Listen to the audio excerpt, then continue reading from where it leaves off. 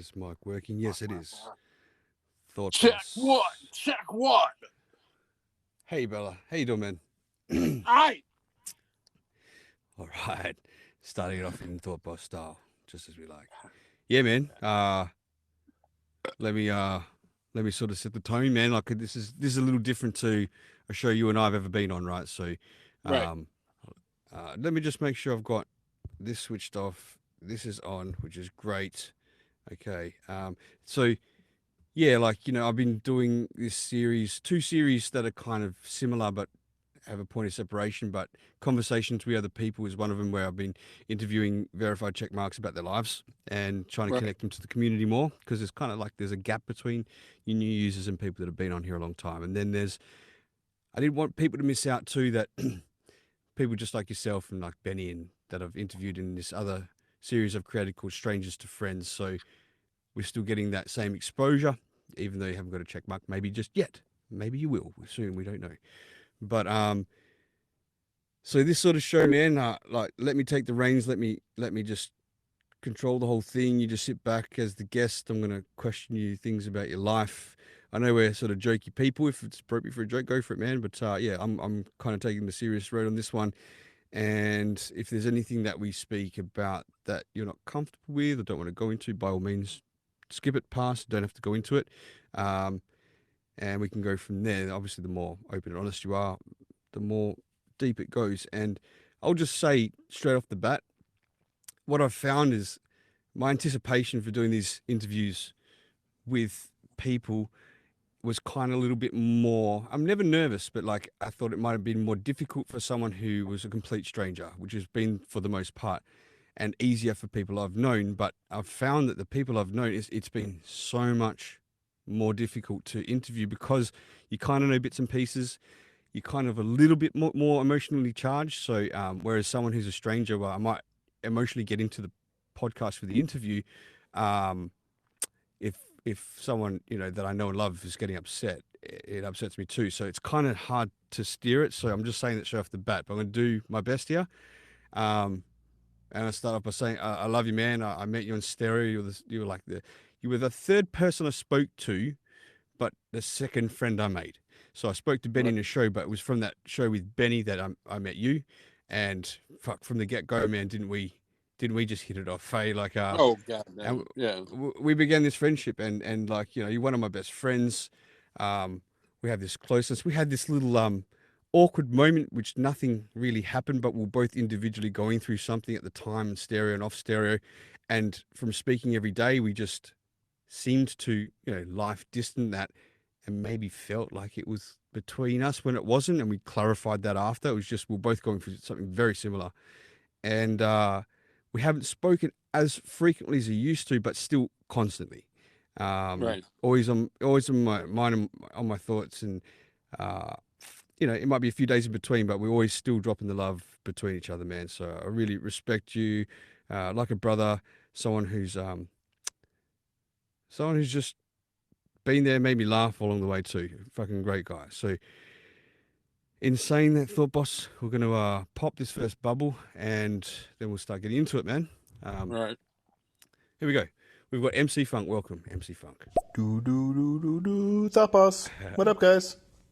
Hey, brother. Listening in. Yeah, special shout out to MC Funk. He's super supportive on this series with the interviews, the Rocstedi interviews. So I thank you for being here as much as you can, man. Thought Boss. So here we'll give a quick shout out to the listeners here at the moment.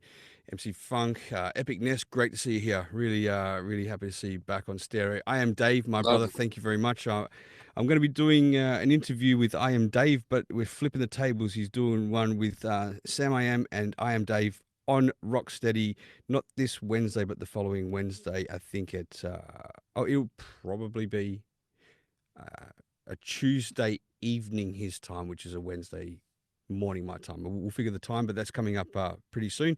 Muffin Man, how you doing? Thanks for joining us. Naeem, KJ, and Sarah, thanks for joining us, and the listeners. And this is the Strangers to Friends, episode 3 with Thought Boss, really dear friend of mine. Again, it's difficult interviewing friends, but I'm going to give it my best shot. Mind you, I'm slightly sleep deprived and I've got a pounding migraine, but I really wanted to get this podcast underway with you, man. Thank you. So, do you any open thoughts before we start? How's your stereo experience going, and how have you found it since you've been on, man? It's actually it's the part of me that loves stereo is not happy with the current situation I'm in because they changed my shift. So like normally the stereo groove that I was in, talking to everybody all the time, kind of came to a screeching halt with the quickness. So I was having a bit of an issue dealing with that, and I still do. Like I hear you guys talking, and I'm like, God damn, I wish I could just fucking sit there and just talk to you guys for 4 hours, but it's not the Just for the case. record, And that's how it's felt for me since I started because of the time zone difference, right? So I'm right, always at work in the day, can't chime in, but I'm listening to you guys, and so as they say in Thai, "Somnam na" means sucked in, motherfucker. That's what it means. right, So just because I suck know my you, I'm dick. going to say that. Right. All right. So Thought Boss, as we start from the beginning, as always, kind of run us back about how old you are, where you were born, and where did you sort of grow up? I'm in my middle 40s, upper 40s, middle 40s. I was born in Hobart, Indiana. I I've never moved. Like I've never moved out of this godforsaken fucking state, but it's it's one of those things. I guess it kind of ties into what's going to be said in the future here, but it all ties in together, and it's more I think a mental state of mind than anything else. But yeah, I'm the youngest of six kids. The hellion, of course, of all. Like I was the one that did like was the first to do everything bad in the family. The black sheep, as we say, Yes, exactly. I'm yeah. the epitome of black sheep, but I love it. Like I don't regret it. Yeah, yeah. So what's the age gap between you and your older siblings? Six siblings is quite a lot this day and age. Yeah. Uh, yeah, run us through your It's siblings real quick. it's like couple like 2 years between me and my middle brother, and then my oldest brother that just he passed away. Coming up on 4 years now. He was 55, and then my sisters are all up in their 60s now. Okay.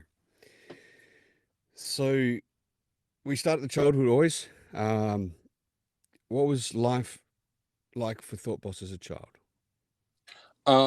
It it's dark really quick.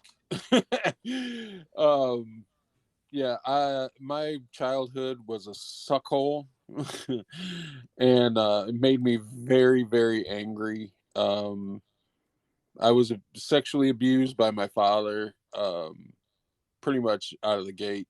Um, I don't know how far it went back, but it was. I remember things that happened when I was probably around 4 or 5. I remember, you know, and then when I was in fourth grade, he passed away, and usually you're sad about that stuff, but I was actually not feeling too bad that happened.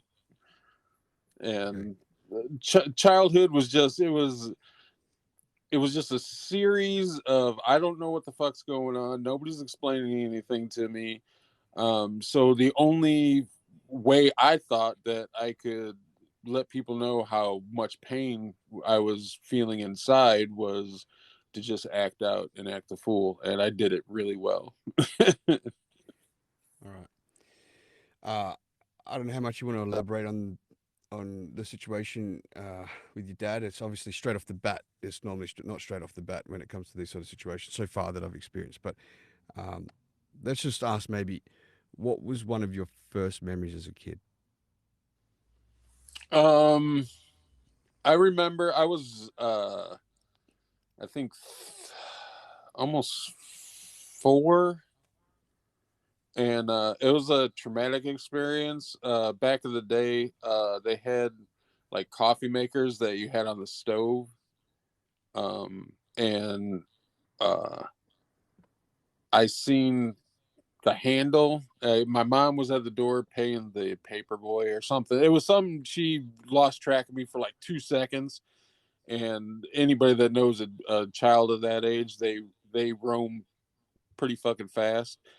And I seen the handle and I grabbed it.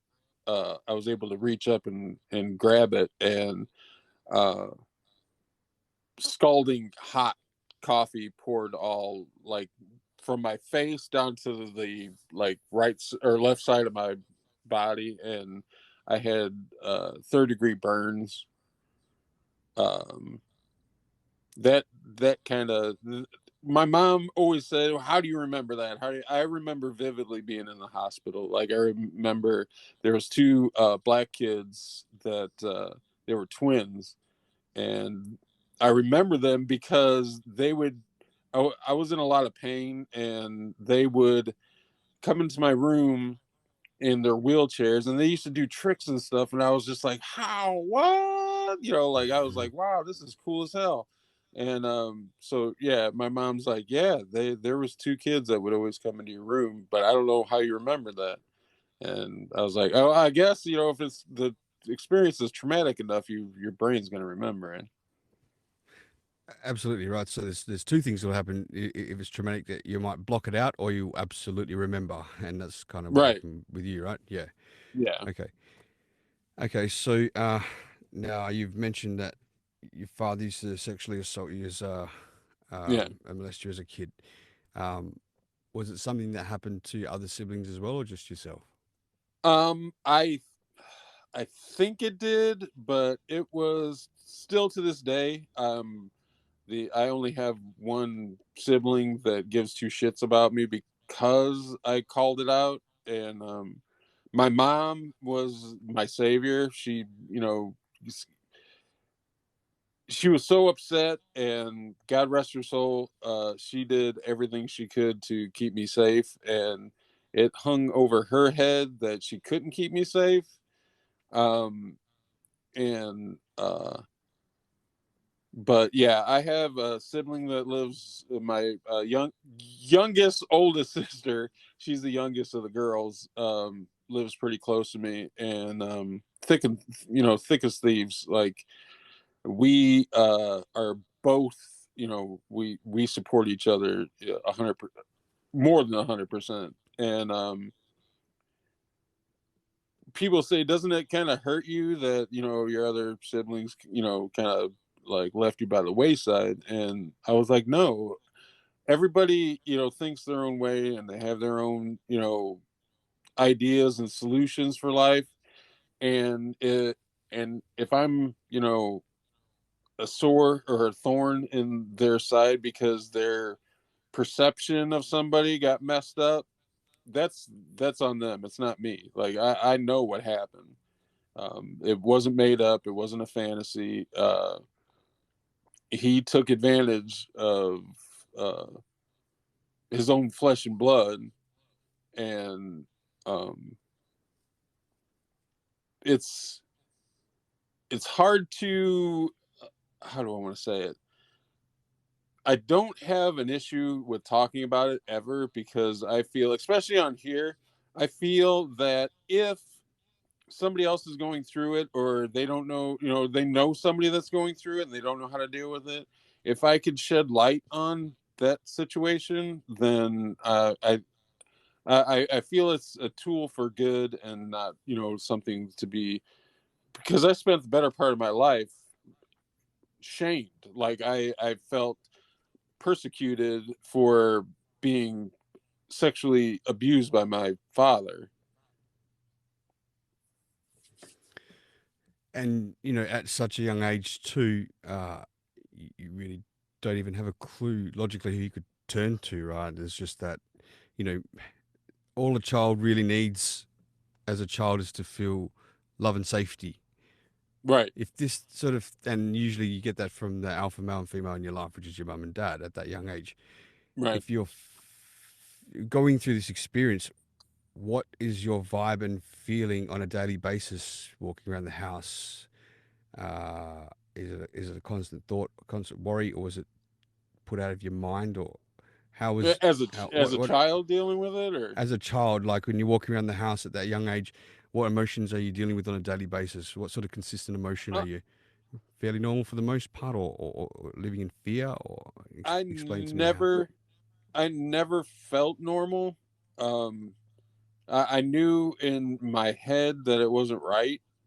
Um, and I had support from my mom because I don't think I think he thought that he put the fear of God in me, saying, don't say, the typical thing that abusive people do is they try to make a scenario where um yeah, if you say something, then all hell's going to break loose and you're going to split up the family and all that stuff that they put on you to try to hide what they're doing. I wasn't having it because at first I was very submissive.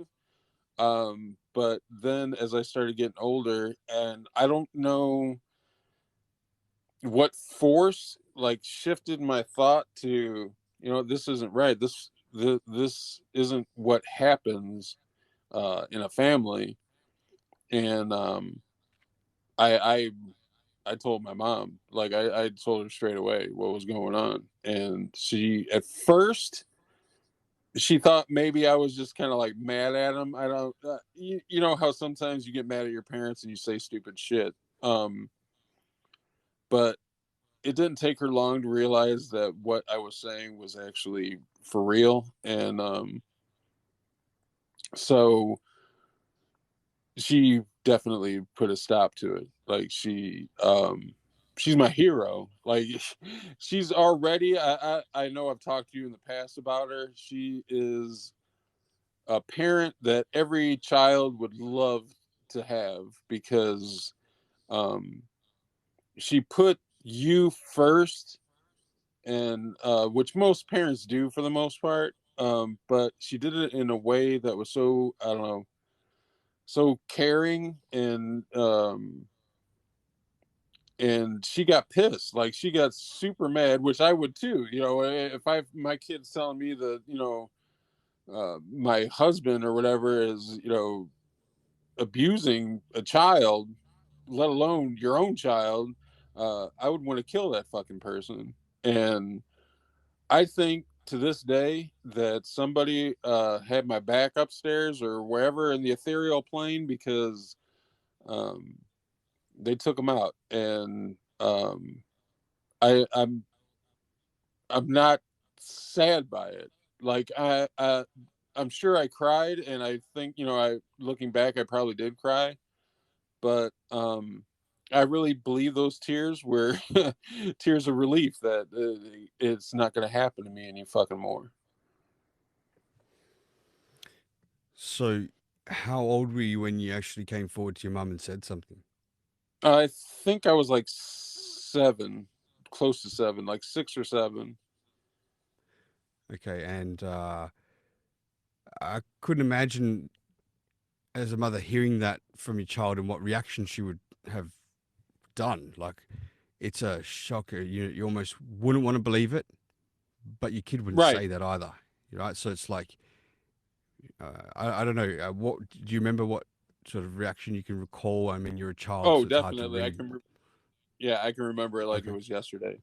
She, okay, when I knew that at, at, at first, the first time I said something, um, she was, like I said, she was more along the lines of, okay, I've got to check this out, but it sounds like maybe he's pissed off. So he's saying something crazy.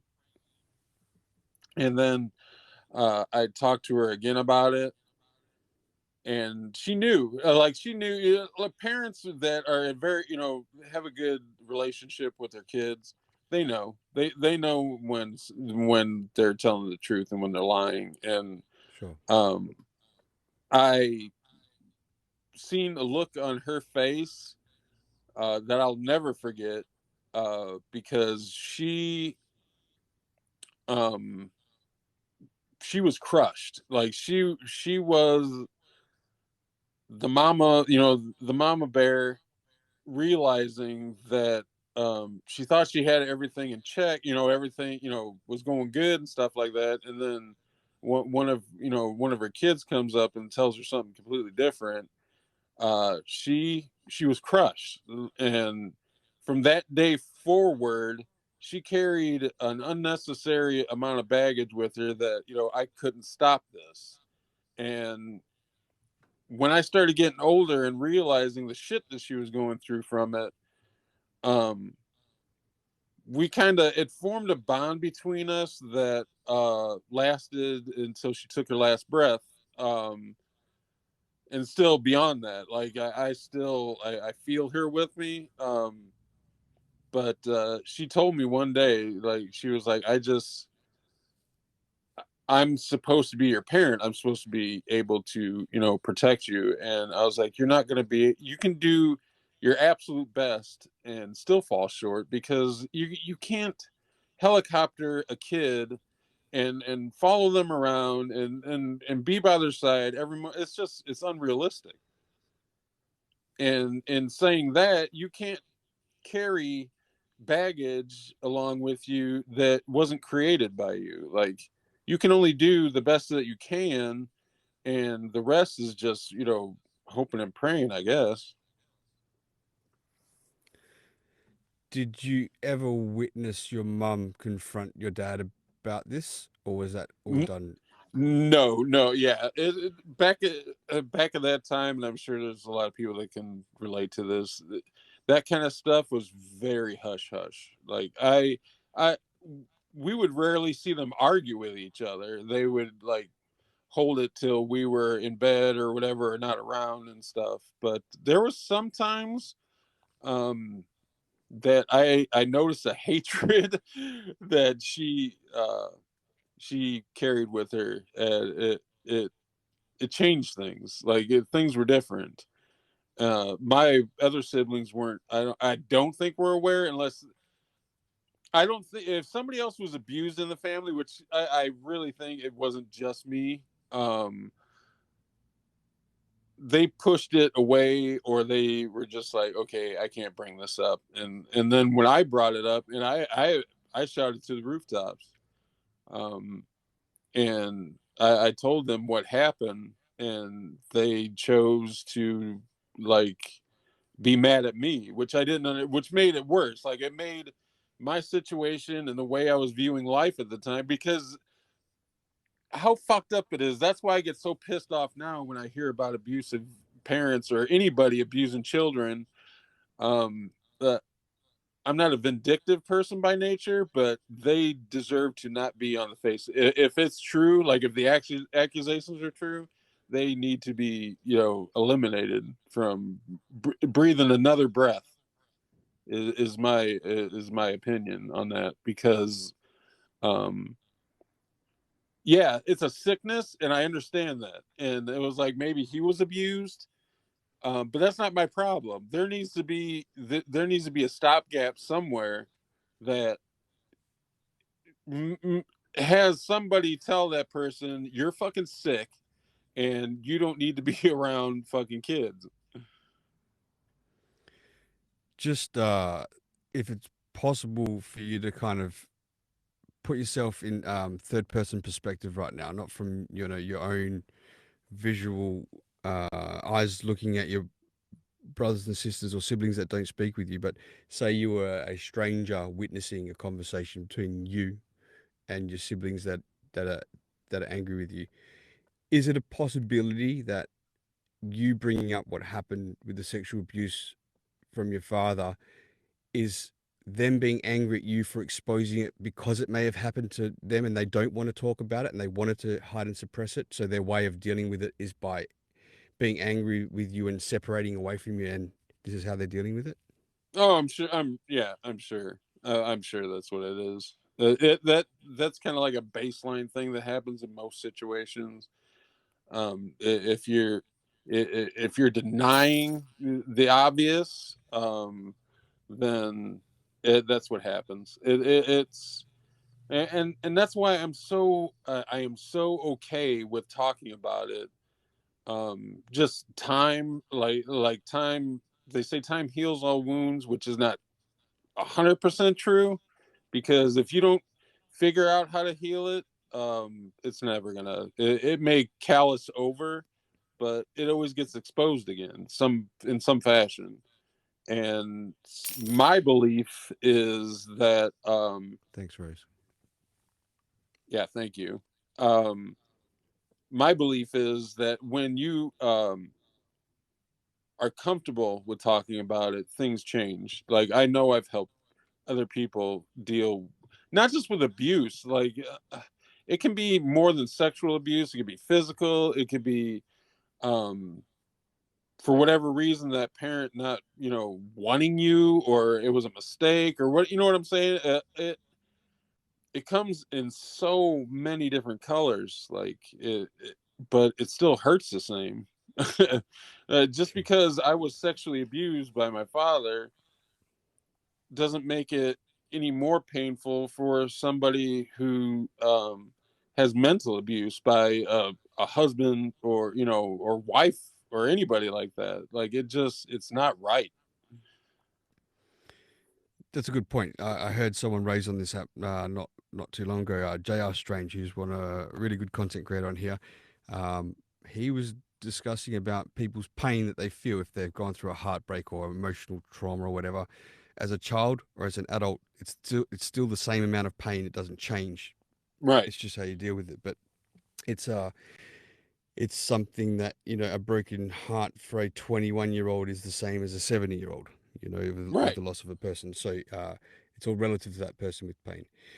Okay, so there's a sister sibling that you're still super close with.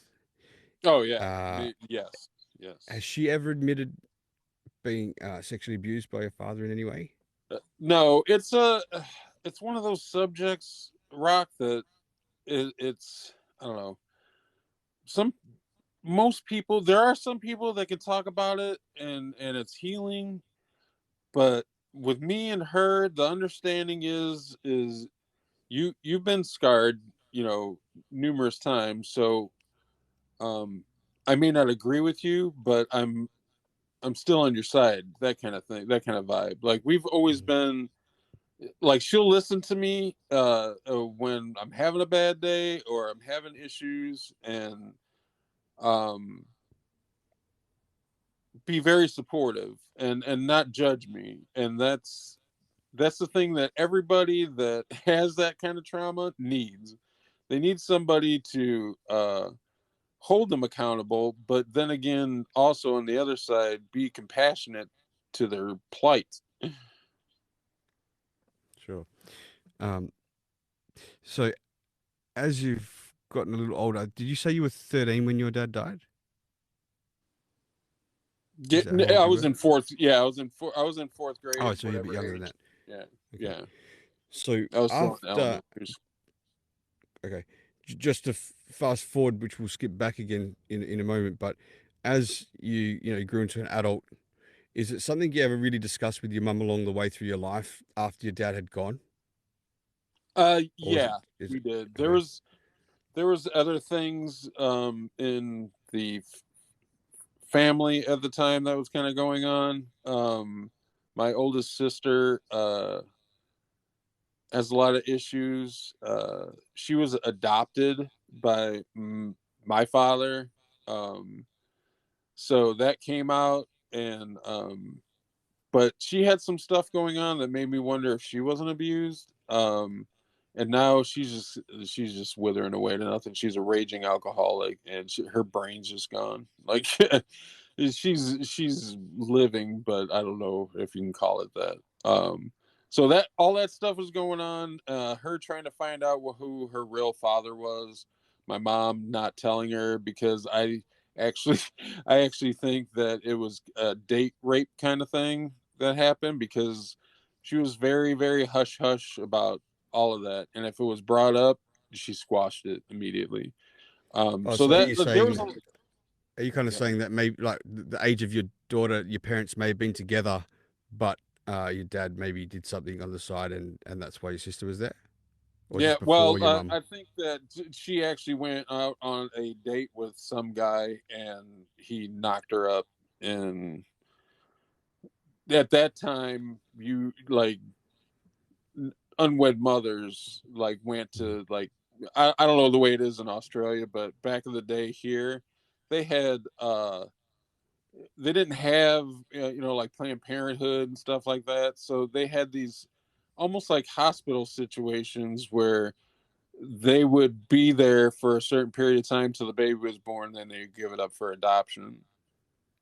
And she ended up at the very end keeping her, if that makes sense. I don't know if that. So who ended up keeping her? Your dad. Yeah, But this is my mom kept my oldest sister. right. Okay. Okay. So it was your mum's kid. Your dad adopted. Right. Okay. I understand it that way. Yeah, my Yeah. dad Okay. ended up adopting her. Yeah. Yep. Okay. Okay. I get you. Um. All right. So let's go back then to those times. Like, it's kind of. I imagine you start first grade around 6 years old. Yeah, somewhere around So there. what's school like for you? Is it a place that was nice, or a place that and that you could get away from home, or was it another? Yeah, it was another place that I didn't want to be at. I didn't want people telling me what to do, and I didn't want to be in that structure. So I was a horrible fucking student.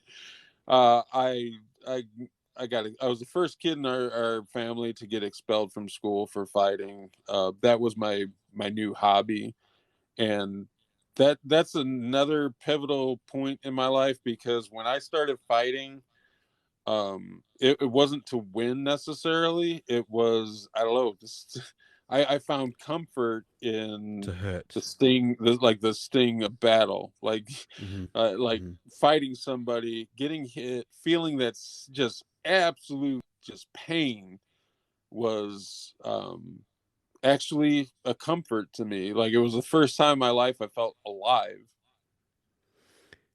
Do you think that the fighting was built up rage and a Oh yeah, better pain to be feeling than the pain you were going through by your attention definitely. focusing on the physical pain?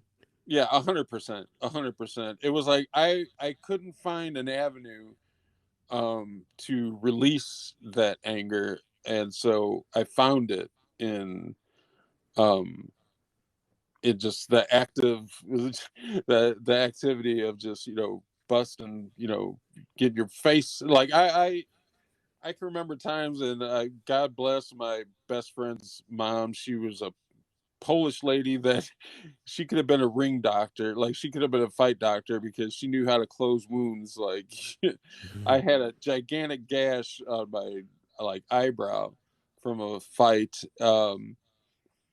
And I thought I was going to need stitches, and that lady, that lady got it to stop bleeding, and it healed up without stitches. So she was, she was my fight doctor.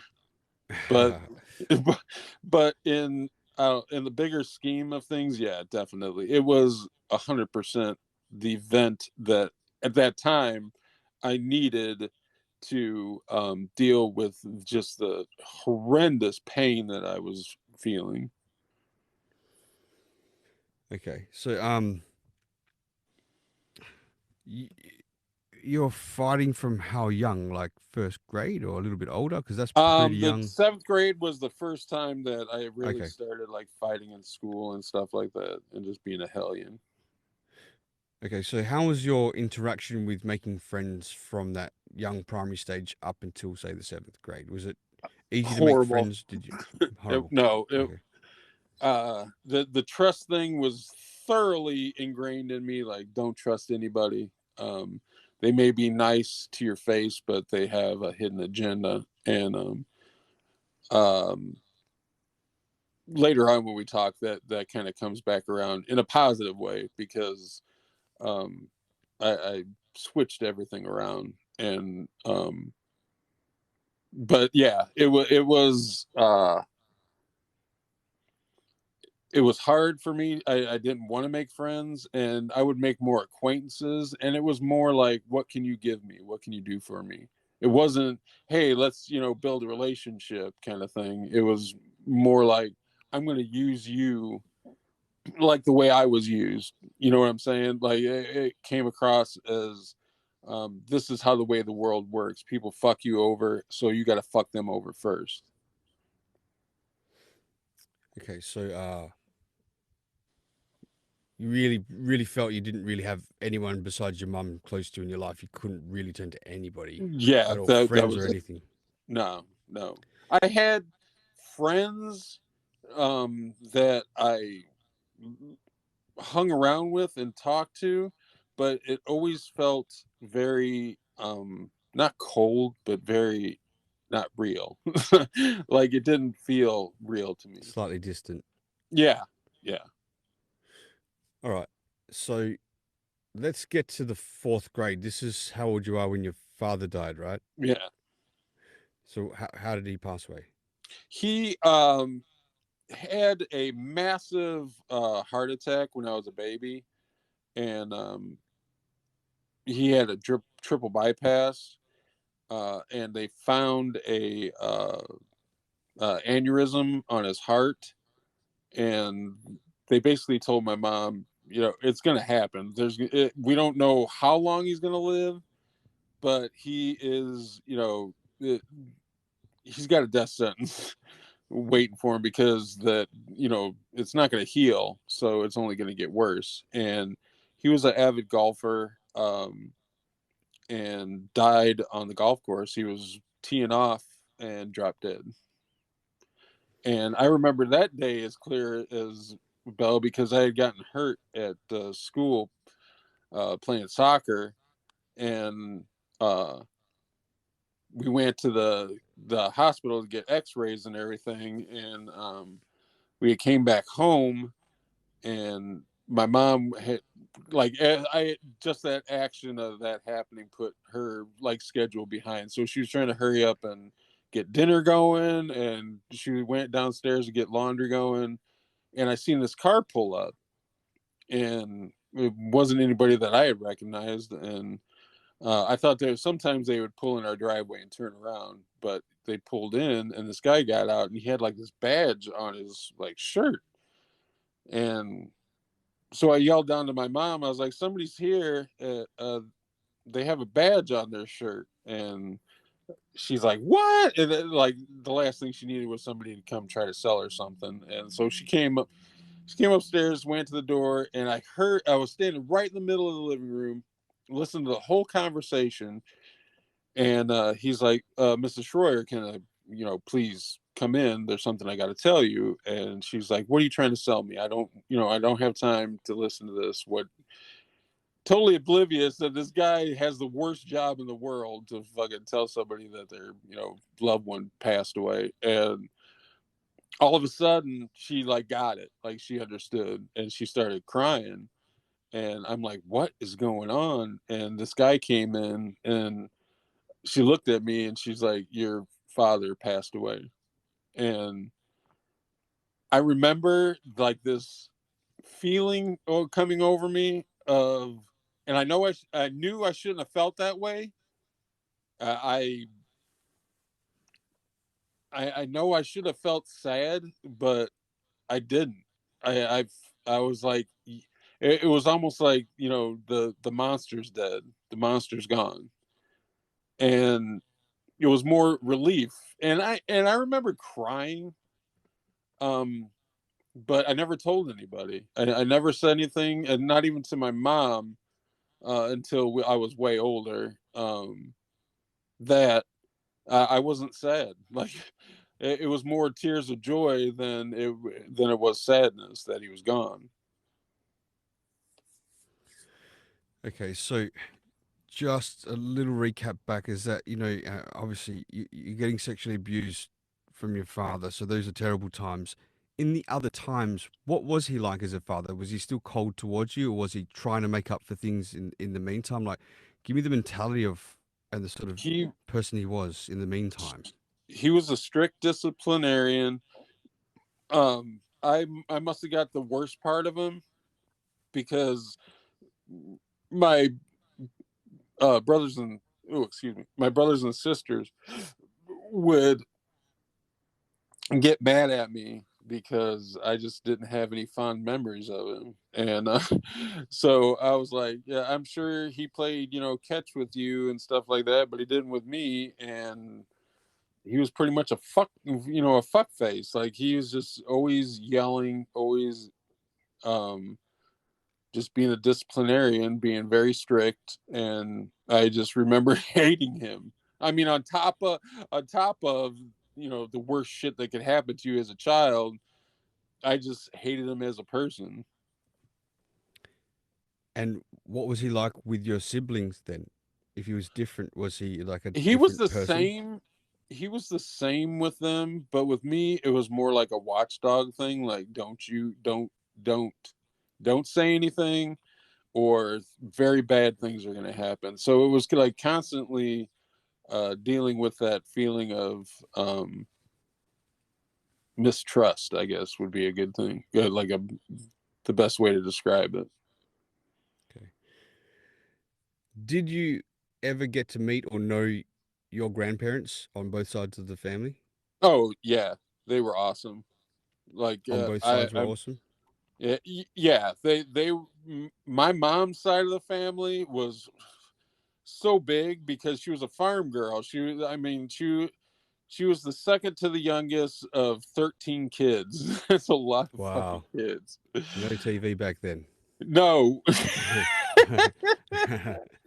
Yeah, that's all they were doing, because they were just screwing because they needed the help.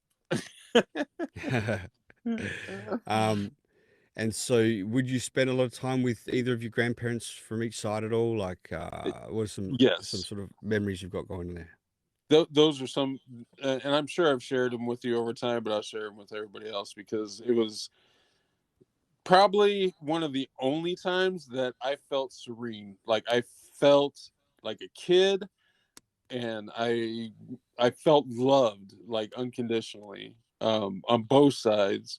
The lake house that I now currently own was my grandmother's lake house that we would go to in the summertime when school was out.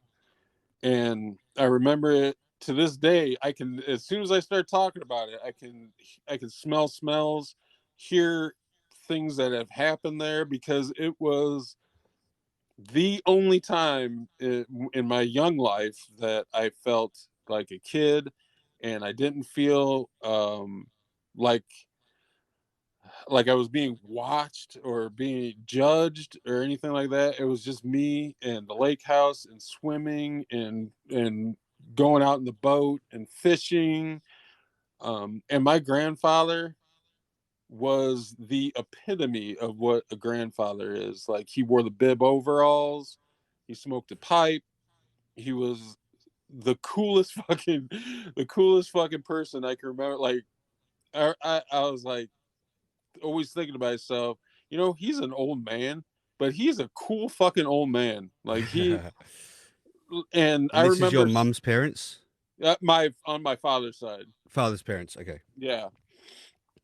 And he would sit there in the swing and just talk, and it was awesome. Like, that place was like my nirvana. It was a centering place, and we would spend like 2 weeks there, and it was 2 weeks that I felt like, I don't know, I felt like a kid. Free. Felt free Yeah, to free, do what you wanted to exactly. do, be Yes. what you wanted to be. Yeah. Okay. Do you think your grandparents, your dad's parents, ever suspected that he had this monster in him to do the things he was doing? I I have no clue. Like, I would hope that they did, but I don't think so. In just our interactions and stuff like that around them, I don't think they knew what was going on in his head, um, which is kind of a shame. And I've thought about this a lot. I'm hoping that it's something that I'm hoping they didn't not say anything and they knew that kind of shit was going on, because that would like kind of wreck a lot of my childhood even more. Okay, and how did your dad treat his parents? What was he like around them? Was he still that watchdog bulldog Always type guy? appeasing, always trying to appease his mom. Um, and my mom would call him out on it all the time because she would fucking run over him, and my mom would get so pissed. And the few times that she would make like snarky comments to him and stuff like that was like, why don't you stand up to her? Don't let her push you around like that. And um, so I don't know if there probably was issues going on there, because my grandma was kind of she was a Bible banger, and we didn't know at the time that back in the day she was quite the bar hopper and hellraiser. Sure. But yeah, I just in my head I feel like they were unaware of what was going on, but I don't think those issues were ever like brought up or talked about. Sure, I can imagine that it was probably pretty easy for your father to hide that from his parents and not know. So, Right. what's going on in your home, they're not around to see that. I was just wondering if there was any signs maybe before as a kid that something happened to your dad that makes him act out like this, and if they picked up on any signs or completely missed Yeah, it. I Because don't. we're going back in the olden days, right? These things were like really hard to detect back then, because Right. now you've got things with like learning about boundaries for kids at school and all that sort of stuff. They didn't have that education for this sort of stuff back Right. then. So, and it kind of leads me over to another question. I feel I should ask, even though I know the answer, but uh, was there ever any signs of your mum leaving your dad after knowing this? Um, if there was, we were unaware of You it. wouldn't know. Yeah, she. Again, I'm relating it Like I back to the said, olden they were days, right? very good at hiding issues. Yeah, yeah. And kind of the traditional way back then is, you know, they stayed together when they were married, whether they liked it or not, and it was like a shameful thing to have a divorce or whatever it was, right? Especially if Yeah. something like that was meant to come out. So they kind of just lived their lives.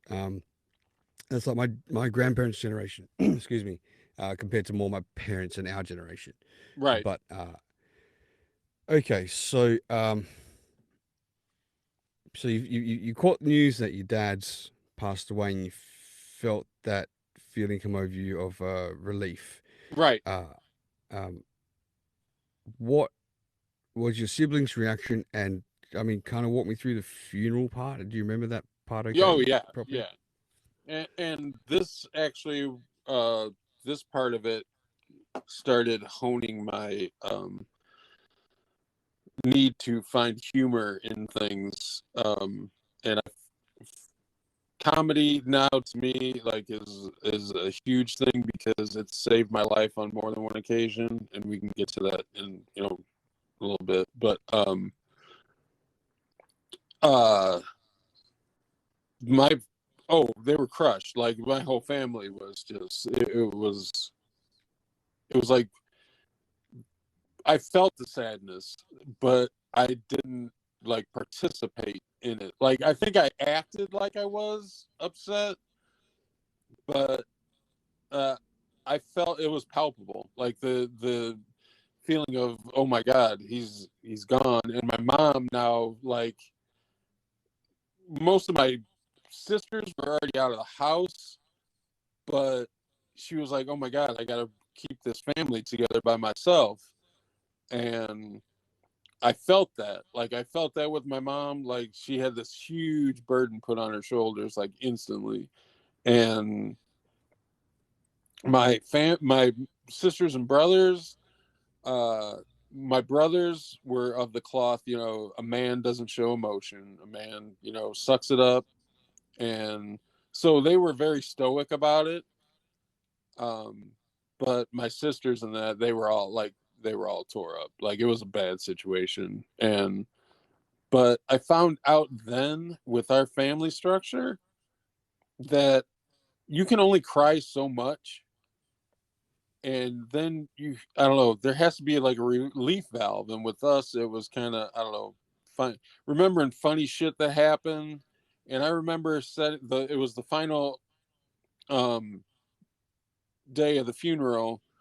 uh we were all sitting up front, and my mom's like, these people probably think we're crazy because we were crying.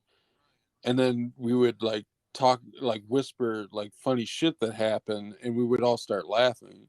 And I'm sure these people behind us were like, what the fuck are they doing? Yeah. Yeah. But Okay. it's a mechanism, I think, that everybody has, that relief valve. Like, if you understand emotion, like, you understand that you can only be under duress for so long before something's got to give.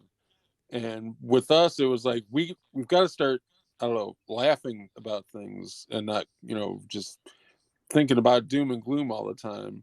But the thing that I remember the most out of the funeral, and it wasn't so much him, it was understanding what um somebody who was a a, a person of power. Because there's a electric company that is in our area. It's called NIPSCO. And he started off from he went to school for engineering, and to college for engineering. And he started at NIPSCO running power lines and stuff like that. So he started from the bottom, and then he got up to the very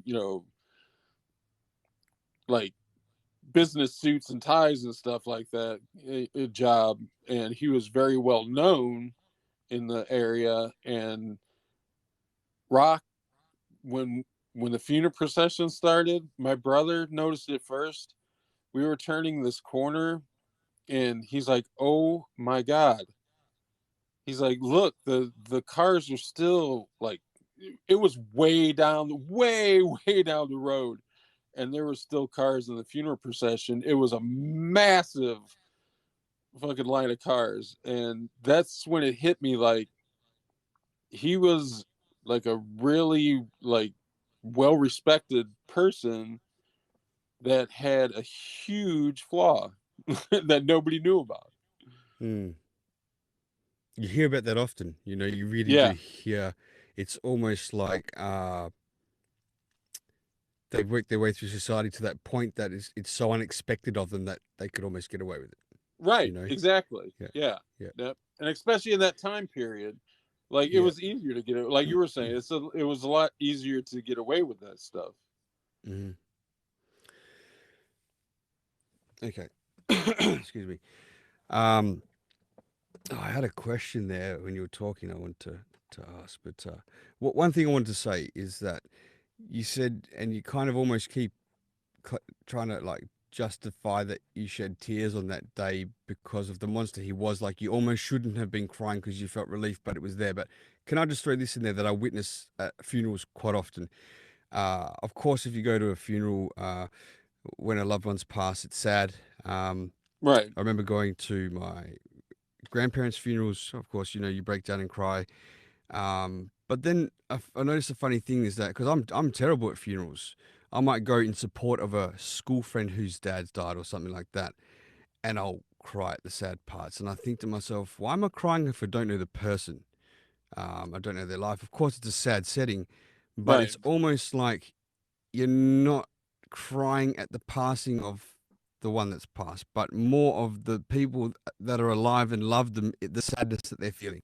So they're right, so upset when they would cry, that would trigger me to cry. So right, it's like my dad. I remember him crying uh, when my grandfather died, his father, like a right, child. And right, that's what sets me off. It's like seeing my parents in pain, crying about their parents, knowing how that would feel for me. So although I still, mourned and cried for my grandparents, I loved them dearly. Uh, it's the other loved ones around. And was that maybe something that you were experiencing, seeing your mum upset or anything like that? Were there those moments, or did you oh have a yeah, private? that I became very in tune with my mom's like emotions. She's I don't want to say psychic, but she had some knowledge that I think carried over into my genes, because I'm very like perceptive in a spiritual kind of way with people. So it was more, to answer your question, it was more a focus on how my mom was feeling to gauge how I should feel. You know what I'm saying? If that makes sense. Sure, sure. And I felt important to raise that a little bit because you've almost excused yourself 3 or 4 times with that. But when I'm thinking it might be something like that, I was just asking the question, and Yeah, I don't know, yeah. maybe it was that. But okay, so your dad's passed, you're free of the monster, but how's your mental state going? The Oh, it's effects, the fucked. after effects. Okay, I so I run me say it to the through that. I say it to this day. Like, I have so much compassion for people that have been abused, because and still like having problems navigating that, and that's why I'm so open about it, is because if my message can get out to one person and they understand, hey, I'm not alone, there's a lot of people out there that have gone through this, and this person seems, for the most part, to have came through the other side with a better frame of mind. And it took a long fucking time, but it happened. um just to Sometimes I get stuck on, like, I feel like I'm not saying the right words. You're doing just perfectly fine so far, but if you Okay. can't find the words for you, just take the time to find them, man. Yeah, it's um and I don't want to be, like, I don't know, like that beacon or whatever that people talk about, like carrying that mantle. But then again, if I'm not going to do it and somebody else isn't going to do it, you know what I'm saying? It becomes covered over again, and I don't want that. I want that wound to stay open until it heals the right way. And if that means, um I don't know, being ostracized by your family, like, it really affected me. I was like, fucked. Like, it was like I got abused, and it was almost like it was never ending, because nobody would fucking believe me except my mom.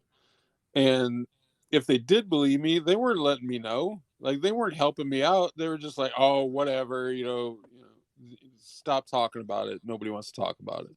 So I did. And then I got, of course, fighting and uh just being a horrible person and vindictive, and just like, looking back on it, it was like looking back on a completely different person, because I had so much hate inside of me, um that I couldn't see through it, and I lived with that for a better part of my life. Okay, so you're carrying a world of pain. Like Oh I my can't, god. it's like I understand, but I don't understand. Like I can only Right. imagine um, that this thick hate that you can't see through. I mean, where did it start to peak at its worst points for you When I in your childhood, teenager, or where teen sort of was that? later teenager, when I started finding alcohol and drugs and shit like that, because that did not help. That did not help at all. But actually, like, it was the pinnacle of my pain, I think, but it was also the turning point, because I was I was using people so much. Like, it was coming to the point where I was feeling so bad about doing it, but feeling unable to, like, stop it, if that makes sense. You're And self medicating, right? Like you're trying to rid oh pain. yeah. That's what you're trying to do. You're trying to like get rid of that hate cloud, that thickness that you couldn't see through, and like dull that down somewhat. But no, Yeah, it doesn't help, and right? yeah, and you can't, like, I don't know, like, fight your way through life.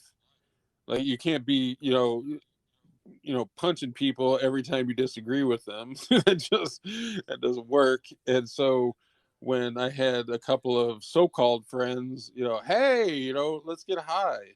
And I was like, sure, and it launched me into another place. And it was almost like a mobile version of being comfortable, like as a kid up at the lake house. Like it brought all those calming, like soothing feelings back. And it was definitely not the answer. It was definitely not the best way to deal with it. But at the time, um, I didn't realize it was the direction it was sending me in. I didn't realize that it was going to actually make me more depressed and try to kill myself. But at the time, it was like a soothing release valve. Sure. Totally understand what you're trying to achieve there.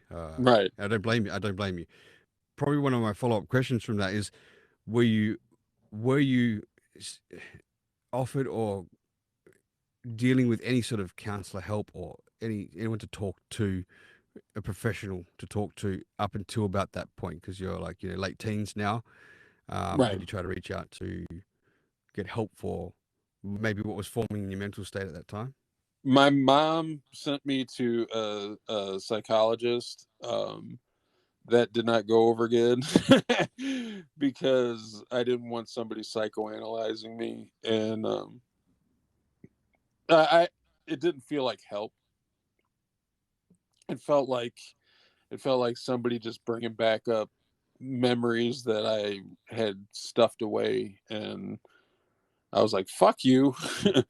You can try. You can try to." It was like that Goodwill Hunting kind of thing. Like I was doing everything I could just to not be serious, like just to fuck around and start to say things that I thought they wanted me to say, and then just switch it on them. Like I can remember seeing the look on the psychiatrist's face, like this kid is not ready to talk about this stuff. Like he's just fucking around and not taking it seriously.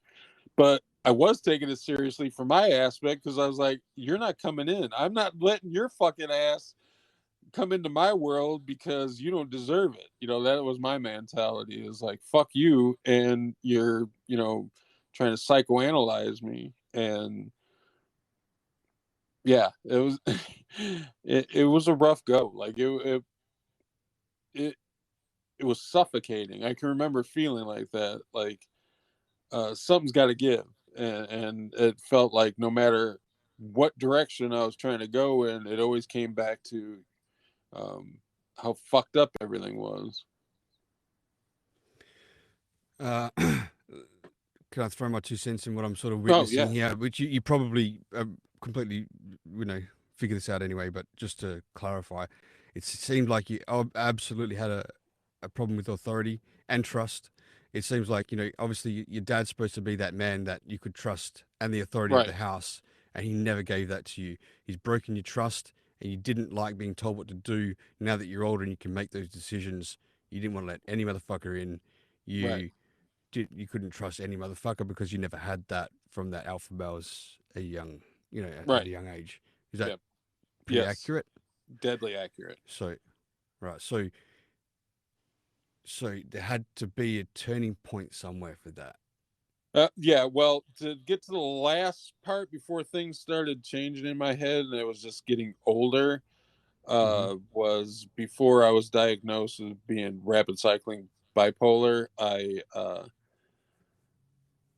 I had a ongoing feud with this guy. We would always fight all the time. And he would always seem to be at parties that I was at, and it would always be bad. And like we were mortal enemies. And there was one time I was just so, like, I can understand people are like, oh, how can you get to that point where you're so desperate that you want to kill yourself? Well, I can tell you from experience that, and I don't know how Robin Williams felt when he took his own life, but I can only imagine that it was horrible. Like he was at his wit's end, and I felt like I was just, there was no way out. And when you come to the conclusion that there's no way out, then you find a way out. And my thing was like, I don't want to be here anymore. I don't understand the world that I'm living in. It's so unfair. It's so just noxious, and it sucks the life out of you, and you can't trust anybody. All of that stuff, just all of that stuff on top of me. And I took pills, and the ironic thing is, and this kind of is what set the wheels in motion for change for the better, was I should be like dead right now, but the person that saved my life was that guy that was my mortal enemy. Like he found me, and I was knocking on heaven's door, and he's the one that saved my life. Like he found me and called the ambulance and stuff. So And back up a second. What did you do? You took a bunch of pills. yeah, I took pills, Did you and did you tell anyone you did that, or you just took them and no, I just took you? them. Mhm. Yeah. And he happened to walk in.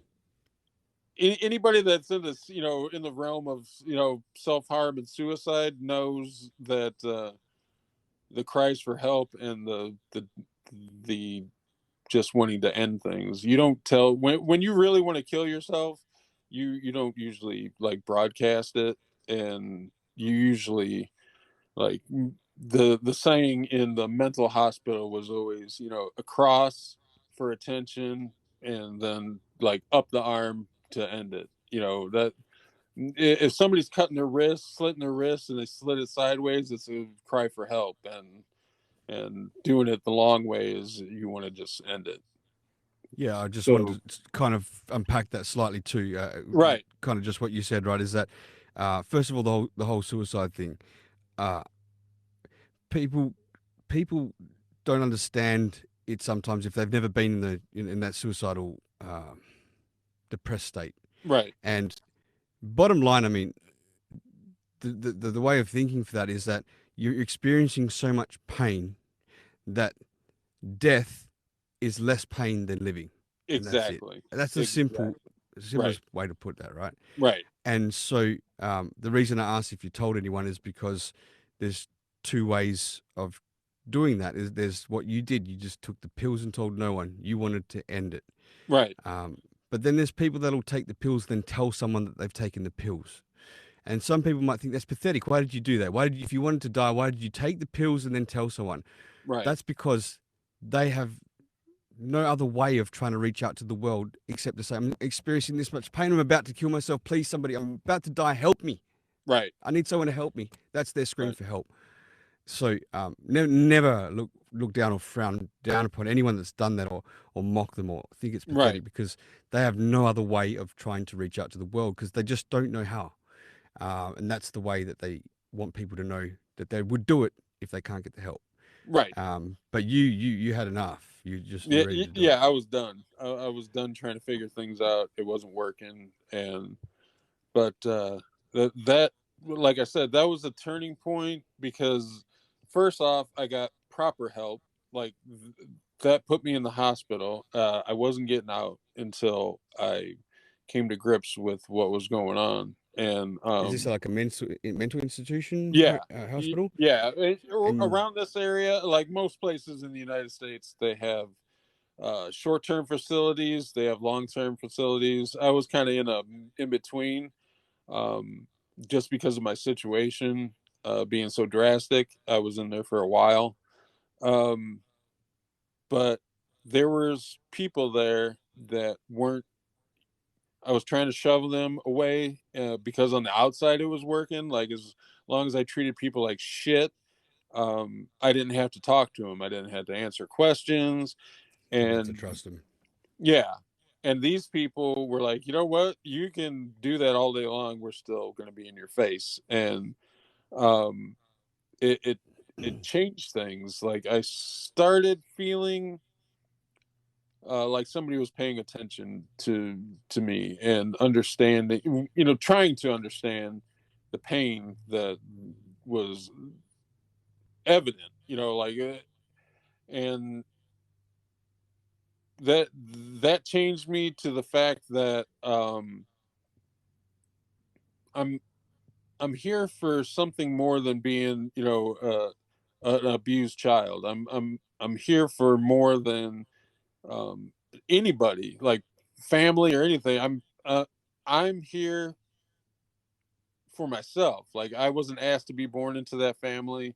It just happens, and you got to make the best out of it. And I that's when I started having actual positive thoughts for the first time in my fucking life. Like it was like a whole new experience, saying, there's people on this earth that actually want me to be better, and they're not asking for anything in return. And it just fucking, it still to this day blows my mind. How old were you at this stage? And by this point, what had you been clinically diagnosed with? Depression and bipolar? And yeah, what age was this? Um, when I was 20 is when I tried to kill myself, and they didn't actually give me the full on like diagnosis until I was like 23, and it I never used it as a crutch, like, and it's still to this day I never have. I've tried to rise above it.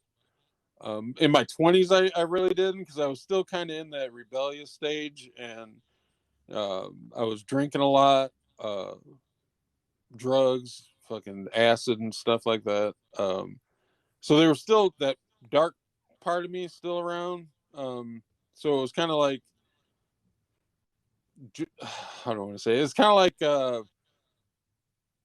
good versus evil. Like there was a battle going on, and it wasn't until I was like 25 years old where I started like defining that and separating it and actually using my brain for something other than a hat rack. And um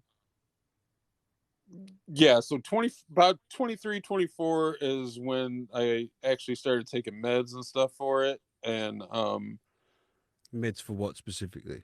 for the bipolar. Bipolar. Okay. Yeah, but I was on again, off again. Anybody that's in the mental, has mental health issues knows that usually there's a time where, oh, I'm feeling good, I don't need to take this crap. And then it just, it's a never ending cycle of just crap, like going in and out of the I can hospital. never understand that. I really, really don't get that part of it, and it's hugely common. I mean, like, obviously, I just recently had the heart attack. Right, I've got to take Right. medication for the rest of my life. Uh, one dose heavily for a year. I can't just go, I'm feeling good, and I'll stop because I'll have another heart attack and die. So that doesn't like click with me about in Right. the mental state. It's like feeling good Yeah. because of the meds, not that you don't need to stop taking the meds. But yeah, I hear it all the time. Yeah. And it's usually in the mental health field, because the chemical imbalance is almost, it's to me anyway, it's almost like a different part of me, like telling me what to do, kind of thing. And I was like, oh, you're feeling good, you don't need this crap, you can do it on your own. And then, no, you can't.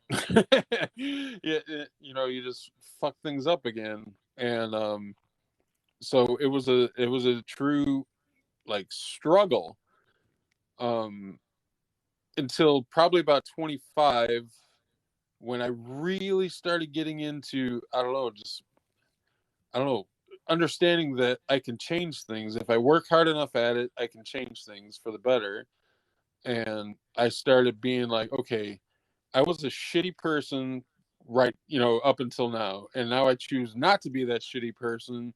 I want to use all those things, all those skills that I created, that, manipulated people, and just the hateful stuff that I did. I wanted to flip it around and use it to, I don't know, send my life in a more positive direction. And it was a long fucking time. It Okay, was a just long stop there time. for one Yeah. second. All right, so you're about 25 at this stage.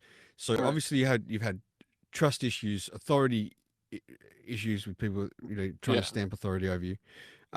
It's all kind of quite male dominated sort of hate fueled things towards these guys, right?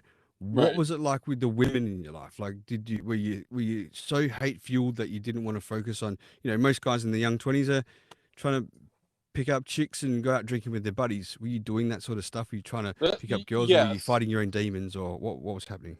I was fighting my own demons and fucking anything that moved, like, constantly. Because after I, they started telling me what bipolar was about, and because I was feeling a lot of things I didn't understand, and one of them was like hypersexual, and I'm assuming that it happened from the abuse at some aspect, but it was intense. Like I found out that when I started, screwing around and stuff, becoming sexually active, that it was a really good release of I don't know, that bad juju. It was Yeah. so Mm. that's when I became more manipulative, especially with women. Like I was like, I want to, fucking bed you down. So what's the, best way to do that? And I started, I started honing them skills because it was a means to an end. It wasn't necessarily love. It was more, just like fucking pretty much. Did uh, did you ever kind of aspire that maybe you were going to try and get a relationship out of a woman at this age, or was it purely just a sexually driven thing? And if it was just a sexually driven thing, did you find it almost slightly a violently sexual, like anticipated thing? I'm not saying you were violent, but almost like I want to destroy type, you know, thing. It, it was probably the gentler side of my rage because I found out certain, things that I was like really good at, and and I was like, okay, you know what, I'm going to destroy you in a good way. Yeah, I'm yeah. going to make it, what, to get my rocks off. This shit's going to get intense, and it. I can't say that I wasn't proud of it because it was, I don't know, it was the least. Well, it was feeding and fueling almost your little monster inside too. Right, exactly. Yeah, it was like, okay, this is a lot better than fighting. Like I can get into this, and I did. Sure, Like I sure. uh, it became an obsession, Mm-hmm. and the only thing that really stopped it was it's kind of shit that I think happens more to women. I don't know necessarily. I haven't done any studies on it, but I felt kind of whorish. Like after a while of like getting a reputation, like I'd be at parties and stuff and just getting some super skanky women. Like yeah, I started realizing that, hey, this really isn't the way I want to portray myself. You know, I don't want people to say, oh, fuck it, he's a easy fuck. I don't know. It stuck in my head. So I just want to check in with your emotions at that stage too, because you've got emotions of hate from what your father's done to you. Right. When you're doing, you know, this interaction, sexual interaction with women, uh, what was there any emotional attachment? Did you have more trust? Still no trust? Could you trust No, no one, or yeah, could you no trust trust. women more? No, Sorry, no trust. no trust with Um, anyone. no, yeah, it was. There was one girl that Sorry, Steve. I'm not sure if it's my internet or yours is just slightly bubbly. We were talking. It's been doing it for a little while, but if I don't know if it's you or me. Are you hearing me clearly? Okay. yeah, I'm hearing you clearly. Okay. Maybe it's yours. I don't know if it's Wi-Fi or 4G or whatever. But yeah. Okay. Just continue. It was just slightly bubbly at the time. All right. So yeah. No, it was. I was saying like there was no trust. You said you couldn't trust anyone. Yeah, no, there was one person. Uh, to this day, I think I have a good idea of why I kind of bonded with her. She was kind of a free spirited person as well, and we had a lot more in common than I think I did with anybody else that I had a relationship with. Well, not really a relationship, but and I felt like she understood where I was coming from, and then unfortunately, she died in a car accident, and that kind of sent me into another little episode of, as soon as I get something nice in my life, it gets taken away, that kind of thing. So she became a partner, a girlfriend of yours at the time then.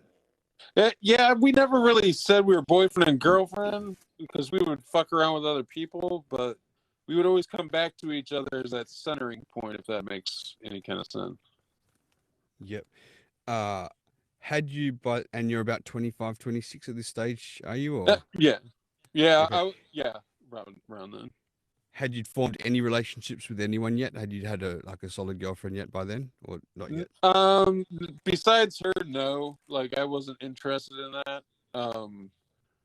I just, like, the trust issues still were pretty, like, strong. So, people had the perception of me being good friends with them, but eventually they would find out otherwise. Like, it was more just, in some way, I got some kind of joy out of ruining their perception of me. Like, I'm sure it was some sort of self-sabotage crap, but it felt good to me at the time. Like, it was like, uh, that's my way of saying, you know what? You think you know me, but you don't know me. Yeah, I mean, help me understand that even more. I want to know what that self-sabotage benefit was for you, because it doesn't make sense to me. So, Yeah, so well, I know now in hindsight that it comes directly from the abuse. Like, a person that I trusted, as being my caretaker, somebody supposed to be raising me and telling me right from wrong, is doing this horrible shit to me, pulling the rug out from underneath me.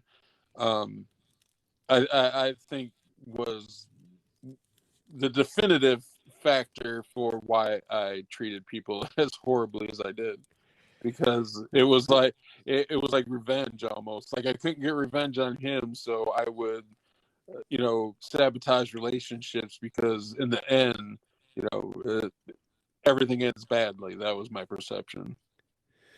could I also maybe I'm just trying to analyze and break it down. In my opinion, that uh, by forming a relationship like that, then self-sabotaging it, you never had to then have trust broken to you because you already sabotaged it, so you Yeah, wouldn't feel that yeah. hate. And that's why to this day, I've said it to all you guys. My motto is people disappoint me. And it sounds easy and it sounds like a good escape route, but it's true. Still to this day, I'm a lot different person than I was then, but people do. But I don't take it to heart like I used to, because I understand everybody's on a different journey. Like, and it sounds very like esoteric and spiritual and stuff like that, but it's true. Like, you yourself didn't say, you know what, I want to be born into this family. I want these kind of conditions. You can't. As far as I know, you can't do that. If you can, I wish somebody would have fucking told me. But it's, I don't know. It's almost comforting to me now to know that you can't hate somebody. Well, you can't. I'll take that back. In certain situations, when people are being awful and stuff like that, I'm sure you can hate somebody. But just for a differing opinion, you can't. Realistically, you can be right. Like, everybody wants to be right, but when you start looking at somebody else's situation, um, you kind of have to ease up a little bit and say, you know what, I don't agree with that person, but you know what, that's their journey. That's the thing. Those are the answers that they were given, and if that makes sense. I don't know if I answered that good. Makes total sense. Like nobody knows what the next person's really going through. Right. You're putting on this front and hating, like, fighting, or like, no one's gonna fuck with me. I don't want authority, Right. but really you want to die inside. It's hard to tell what someone's feeling. Sometimes you don't know what they've just gone through. Yeah. And that's kind of what the negative part on stereo. Like I find that people are pushing they're pushing their agendas, and they're pushing their beliefs, and they're pushing their points on people until the other person agrees. And this is where the fights come. It's like you don't have to make that person believe or do or agree with Right. you. You Yeah. just say your opinion from what you've seen life and your perspective, and lay it out there. They might learn something, they might not, or maybe you learn something, and hear their point of view, and understand it and move on. Take it away and dwell on it, and maybe that'll make a change. Don't make that other person have to agree, and it's Yeah, argumentative, because and it's not your it's bullshit. job. It's Yeah, it's not your and you, job to be somebody else's keeper. yeah. Just double check your internet real quick, man. Have you got your Wi-Fi strong or whatever? Because it's still a little bit gurgly. I can still hear you, but it's not totally clear. All right, hold on. And, Let me try to move my phone and see if it helps. mhm. So Is this any better? I think it is. Yes, I do. Okay. Okay. All right. So now this woman that you were sort of seeing Yeah. kind of understood you. She dies in a car crash, Yeah. and it sent you in a spiral again. Did you love her? In hindsight, looking back, I was trying to say I didn't, but yeah, because when you go through all that pain and it's in any situation, not just abuse, but just I don't know, just having a fucked up view on life for so long jades you, and then when something comes along that's nice, at first you may want to kind of reject it because you're afraid of what's going to happen. But with me, it was like a safe place. It was like she didn't judge me. She didn't, bitch at me and try to fix me. And that was the big thing. I hated people trying to fix me. And it it it was so nice. Like it was so peaceful being around her. That yeah, in hindsight, yeah, I think it was the first like true relationship that I was in that seemed to work. Okay. So it's kind of tough to know where your direction's going now. I know you've kind of realized that you can start to make a change. Then you're shaken up again now that she's died in a car crash. What's happening towards the latter end of your 20s now? Like, I mean, are you working as well at this stage? Have you got Yeah, a job? yeah. I had a really good job. I was Again, just working check for. your internet. Are you on Wi-Fi? No, it should be regular line. Okay. Yeah. Hold on a second. Let me move to a completely different area and see if it helps. Okay. Hold on one second. Mm-hmm.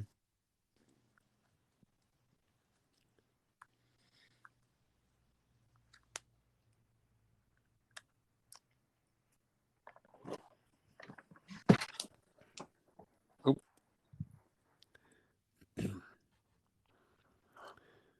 all right. Okay, that might be better. I think we'll know more when you're talking. But All right. so you, excuse me, you had a really good job. Yeah, yeah. It was a trucking company. It was pretty harsh manual labor, but I was young and the money was there, so um, it consumed a lot of my time. But we would go out just drinking like crazy, so that that part probably didn't help a whole lot. Were you still living with your mum at the time, or did you have your own place? I would go in and out. Like I would go like out with a bunch of my druggy friends and get an apartment or whatever, and it would just be a fucking nightmare. And so I think I moved back home quite a bit. And at this stage, what was your relationship with your siblings now? When you're working and you're in your 20s, were you already But fighting with your other siblings, or? yeah, it was pretty much a constant thing. My oldest brother that just passed away about 4 years ago.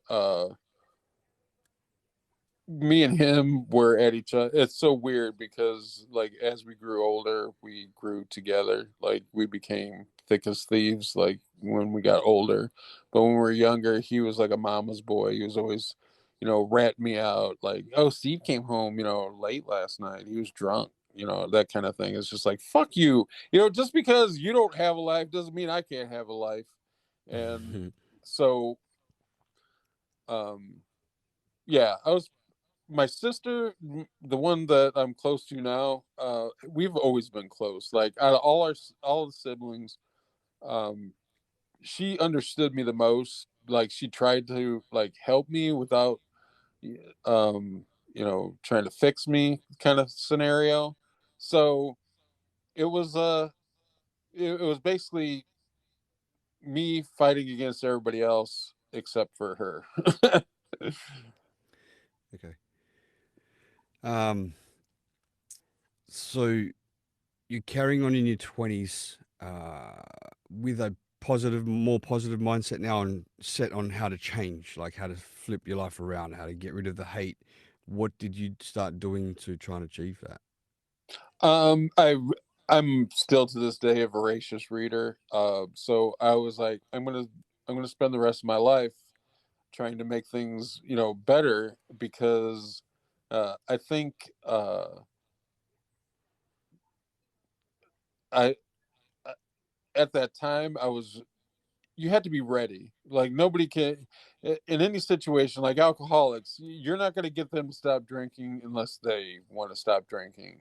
Um, so I realized that I needed to change because I was it was so exhausting being that just closed in and just pushing people away. It seems like it would be an easy thing to do, but it's just so fucking exhausting. And I was just done with it. I was like, I want to do something else. This isn't working. Like, I've spent uh, a good portion of my life thinking that the answer was just being a dick, and it wasn't. So I was like, all the negative stuff, I'm going to try to find a positive, like an opposite, side to it. And I did. I started figuring things out for myself. Like, people would help me, and I appreciated it, and I still do to this day.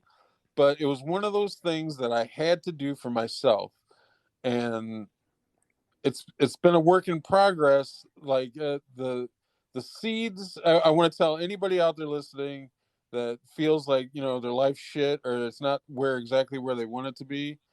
You got to put in the work. Like I was talking about you, and I mean this wholeheartedly, Rock.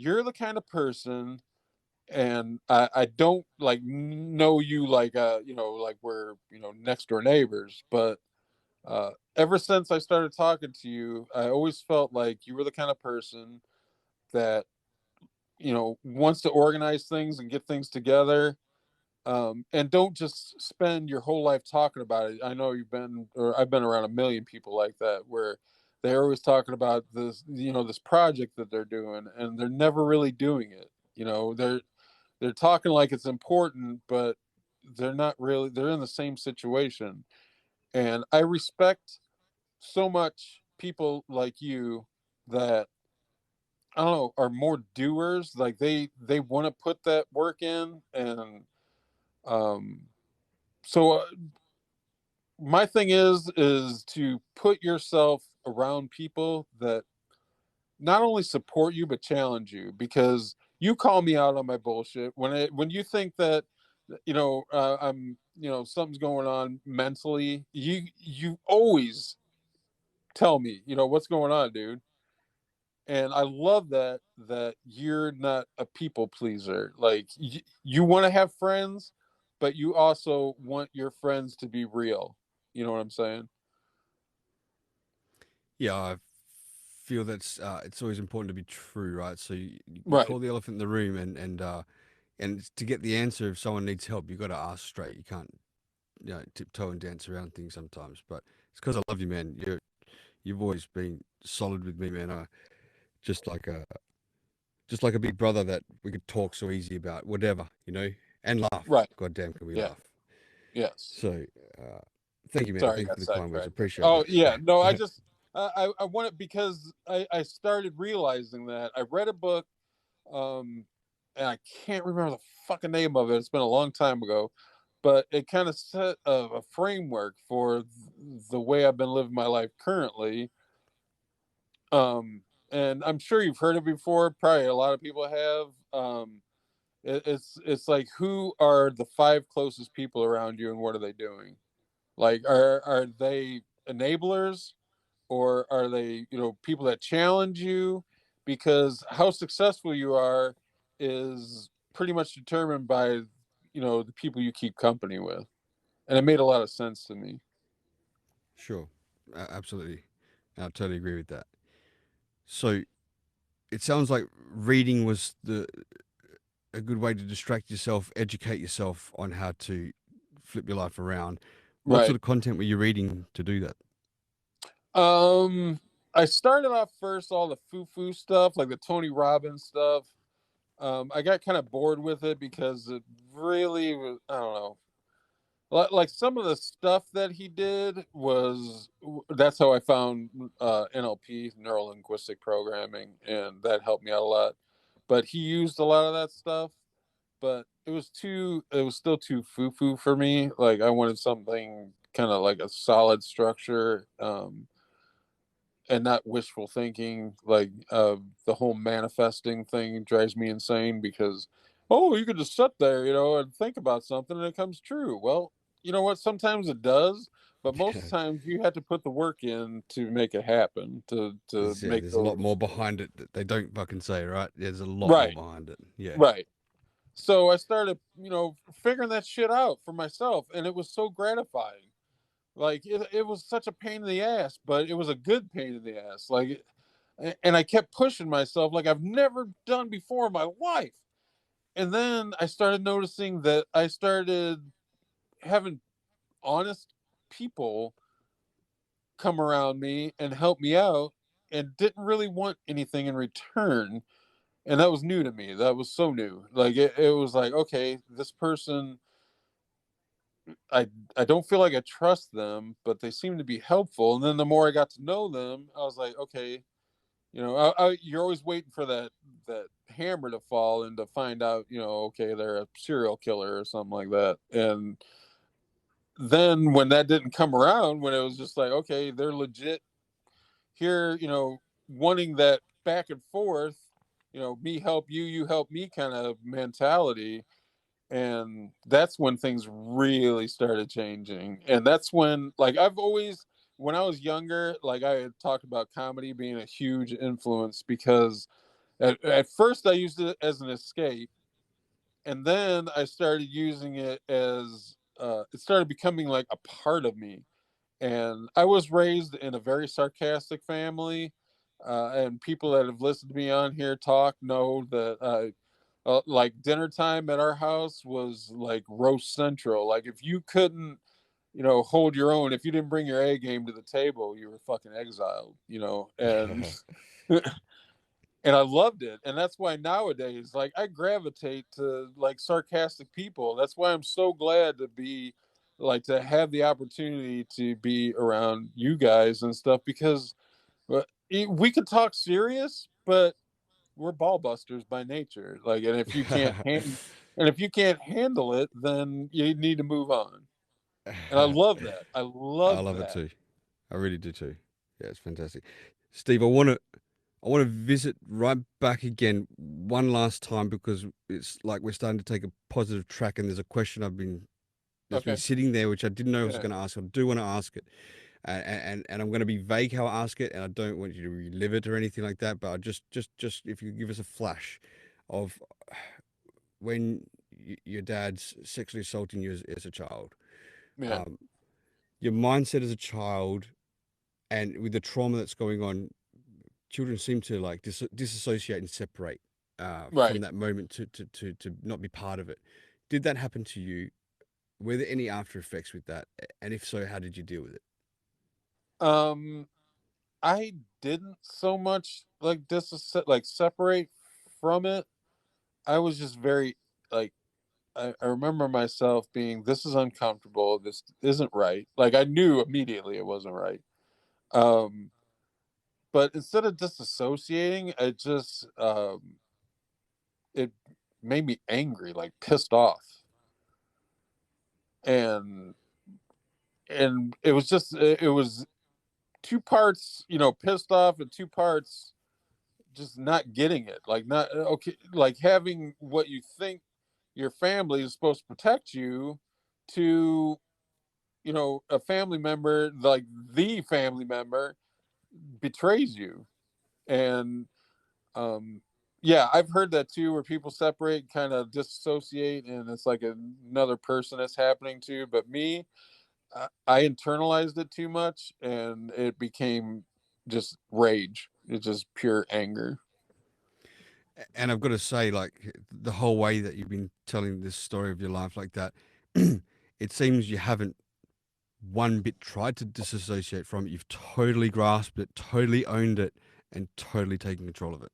It's a little bit unexpected. I think I thought maybe going down this track, there would have been some sort of disassociation and avoidance and things like that. But like, if for example, like possibly that maybe one of your siblings had been abused too, they don't want to talk about it. They move away from it. You're absolutely owning it. Like you, I think almost, if I dare say that, that's how you're controlling the situation by not running away from Right. it and confronting it.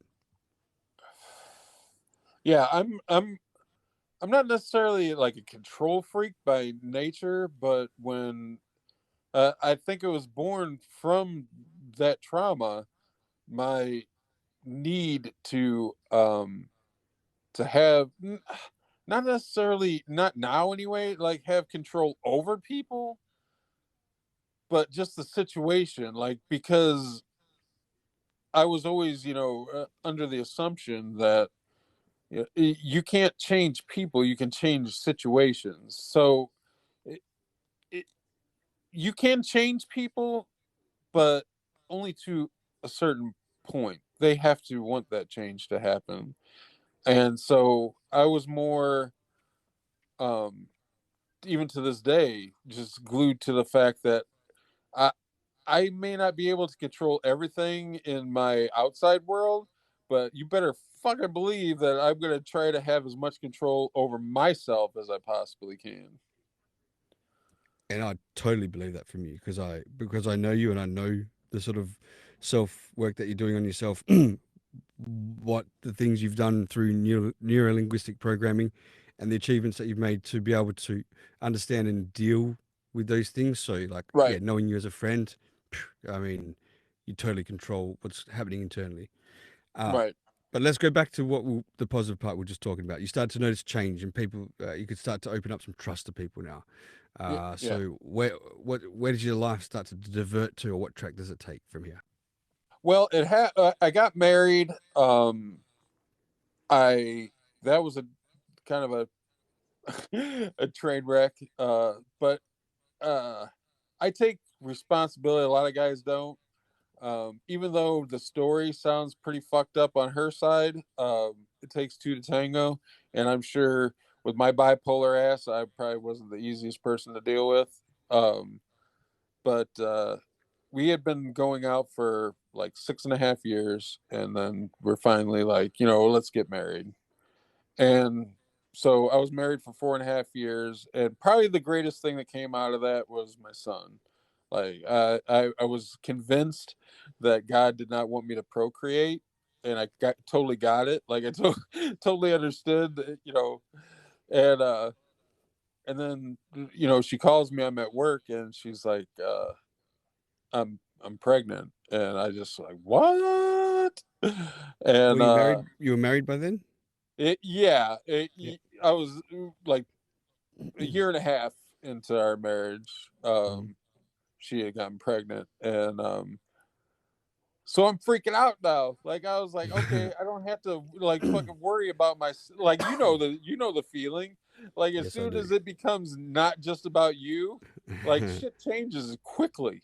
Yeah, yeah, yeah, absolutely. and and I think it was a blessing. Like I think it was that added key to the puzzle that is life is understanding sometimes you have to be selfless. Like not all the time, but sometimes you got to be selfless. And that's where the true fucking life thing is being selfless. And you find that when you have a kid, like when it's amazing. Like in that instant, standing there while my wife's giving birth, and then he comes out, and it's just like, what? Well, describe that to me. Describe that first moment he comes out and you hold him for the first time. What's going through your mind? Dude, well, first, of course, the humor side of me, because when he came out, he peed all over the fucking doctor, which I thought was absolutely hilarious. I was like, yep, that's my kid. That is That's my my kid. boy. Yeah, good job. And I, I, I don't think it hit me, Rock, until I was sitting there holding him with he was swaddled and everything, and I'm just looking at him, and I'm like, I know she was the person that was carrying this kid around, for 9 months, but I fucking created the ultimate creation. Like I created life. I felt like fucking God. And it was awesome. Like it wasn't like a self-centered kind of thing. It was like this is how powerful we are as people, and we don't even fucking realize it. And that right there set the wheels in motion. We didn't get along, like me and her.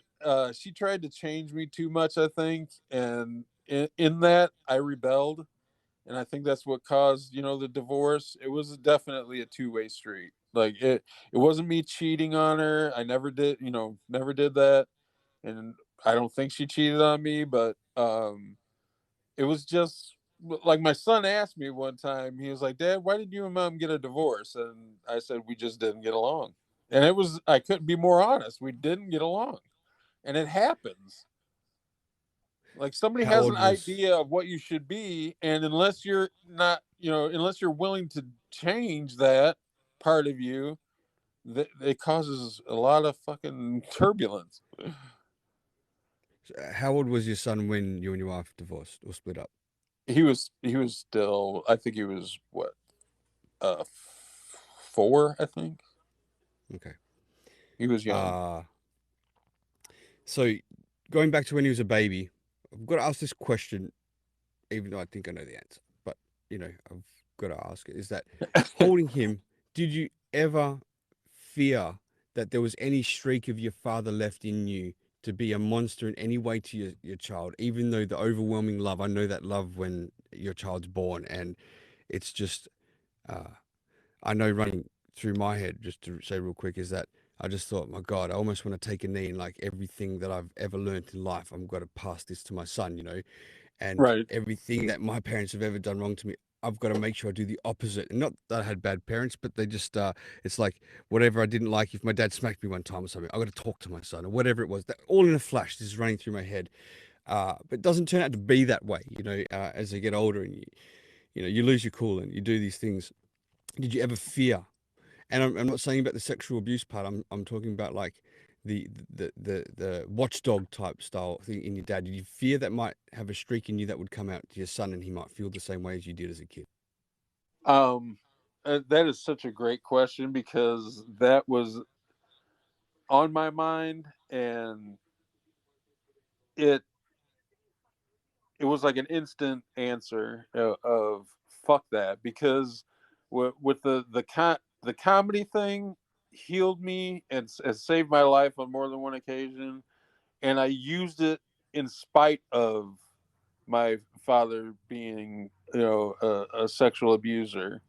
Like he changed me in the end in the best way I could possibly be changed, because I looked at him and seen how just devoid of any kind of humanness to him. Like he was so abrasive to me, and just with everything that happened, I was like, I will never be like that. I never want to be like that, and that changed me. So that's how I found, comedy and humor as a vent, to find, funniness in pain and funniness in just random shit. And with my son, he defined me in a way I've never been defined to this day, because those thoughts were in my head, Rock. But when I was holding him, I was like, you are never going to know that. If I have anything to say about it, it's not going to come from me, and you will never in your life have to worry about being, traumatized to the point that you got to spend the rest of your life fixing somebody else's fuck up. You know what I'm saying? And Mhm. it was steel. Like it felt it. I've heard people say, you have to have some sort of conviction. Well, that was it. That was it right there. Sure. Holding him in my arms and understanding what it's like to be responsible for another life was crazy important. Like, and I felt it then. Like some people get hindsight. I knew it right then and there that things were going to be different, and I have to not only take care of myself and and try to be the healthiest person I can be, not for just myself, but my son, because he's going to be looking to me to see how to react to life. And if I'm doing myself a disservice, what am I doing to my son? It's going to be 1,000 times worse. Quite a profound description there, Steve. It's so absolutely true, and I have these thoughts, but you've put into words much better than I could have done just then. So, man, you gave me a realization too.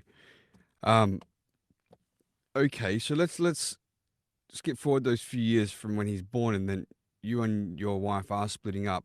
I'm going to assume that your son went with your wife at the Wife. time. Yeah. Yeah. So, how are you feeling with the decision to split up and divorce, and also your kids leaving too? I thought I would have been wrecked by it, but that's where that selfless shit started, like coming in when he was born. Like I was like, you know what? I've done what I can to, we went to counseling and stuff. We tried to make it work. It wasn't like we just gave up. Um so I just with my mental condition, and not saying that somebody that doesn't, has can't, take care of a kid, but I just kind of knew from another standpoint that it might be better in the long run for him. And thank God, I I can honestly say I don't really like have love feelings for my ex anymore. I do have a great deal of respect for her being selfless when she wasn't so selfless, because when we were going to file for divorce, I was like, he's never going to be a pawn. We've got to make a promise right now that he is never going to be a pawn to either one of us, or in any situation we have to keep him out of that. And in us talking about that on the way over to the courthouse, a rule was set in place, and we never did. Like he thrived despite. It's going to get me emotional. He thrived in a situation where a lot of kids don't, because they feel like they're the fault of it, or they just don't understand, and the parents aren't being honest with them. Um, he he helped me get through that because he's such a cool ass fucking kid, and my mom wished that I had a kid, as bad as I was, if not worse. And instead, I got uh, the opposite of that. Um, I, and I know people can be proud of themselves and their works that they do while they're living. But nothing moved me more than knowing they told us they didn't want my son to know. He was graduating elementary school, and he got a civics award. And sorry, um, Yeah, man, take time, bro. um, he was being awarded for they call it civics. It's just like being a good person, being somebody who always helps out and stuff like that. And um, he's a little bit on the autistic spectrum, and it's it was kind of a struggle, still is to this day, but it's not as bad as full blown autism. Um, You mean like a Asperger's syndrome, high yeah, functioning exactly. autism? Yeah, Yep. Okay. he's grown out of a lot of it. He's very socially awkward, and it's never going to change. But seeing the look on his face, Rock, when and it was an assembly, like it wasn't just his class. It was like a whole bunch of people and parents and stuff, and um, that teacher was describing what this award was, and he gets his name on the plaque at the school, and it never gets taken down, uh, and she's describing who earns this kind of award, and um, he uh, he was sitting there. I was like right behind him, and I couldn't see the exact reaction on his face. Um, but she's like, "This award goes to Noah Schroyer," and the look on his face was priceless. And I've never lived my life through my child, but that there was special. Like it changed him. Like he kind of always felt different and stuff like that, and I worked so hard to try to teach him, everybody's different. Thrive from that position.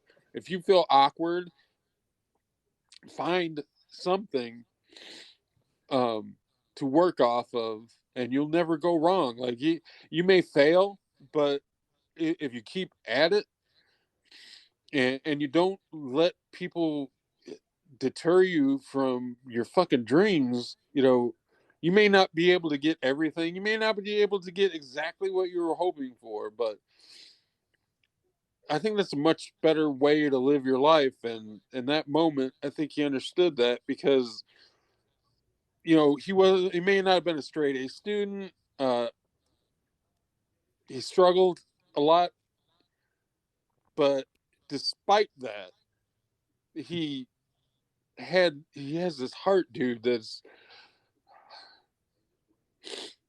it's bigger. It's bigger than this fucking whole world, And I am so glad that through the ashes of something horrific that happened to me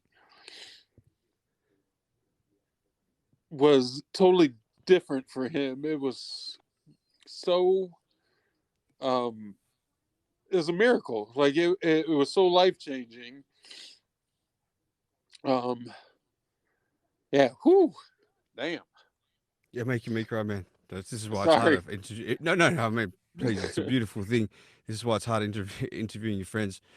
So, Steve, like, obviously, it's a highly emotional, in a positive way, time that this happened. Like, you're shedding tears of joy, um, proudness. Yeah. what was it that what was important so much at this particular moment? I mean, you're proud for your son, of your son, with many things in life, I'm sure. You know, there's the birth of your son. I'm not sure if you cried then or not on that day. I Oh, know I like a did when my baby. kids were born. Yeah, me also. But you didn't cry telling that story about the birth of your son. But this moment here with this award and that look on his face, what is what is the part that touches you most about that? What was the important realization that's getting you It w- upset of tears of joy um here? it was I don't know if it's a full circle moment. Just I guess it was me like kind of doing like a look back on the shit that I went through, and I was almost never on this earth to create a child and to have that moment, and it kind of all rushed to that moment. All those things that went wrong and all the stupid shit that I did just disappeared. Like in that moment, seeing you're not a dumb fuck. You're not this fucking wasteoid person that you feel like you are, that doesn't have anything to offer anybody. And you you raised a kid that's getting a civics award for being a great person, and I was so proud of him. Like that's that selfless thing again. That's so important. And it's not to say you shouldn't worry about yourself. You got to put yourself first in a lot of situations to be able to help anybody else out. But in moments like that, that's why when something good happens to somebody that I care about, be it on stereo, or anywhere else, I am legit fucking happy for that person, because I understand like what it means for like success. Even little tiny successes means the world to a lot of people, and it's such a much better feeling, Rock, to.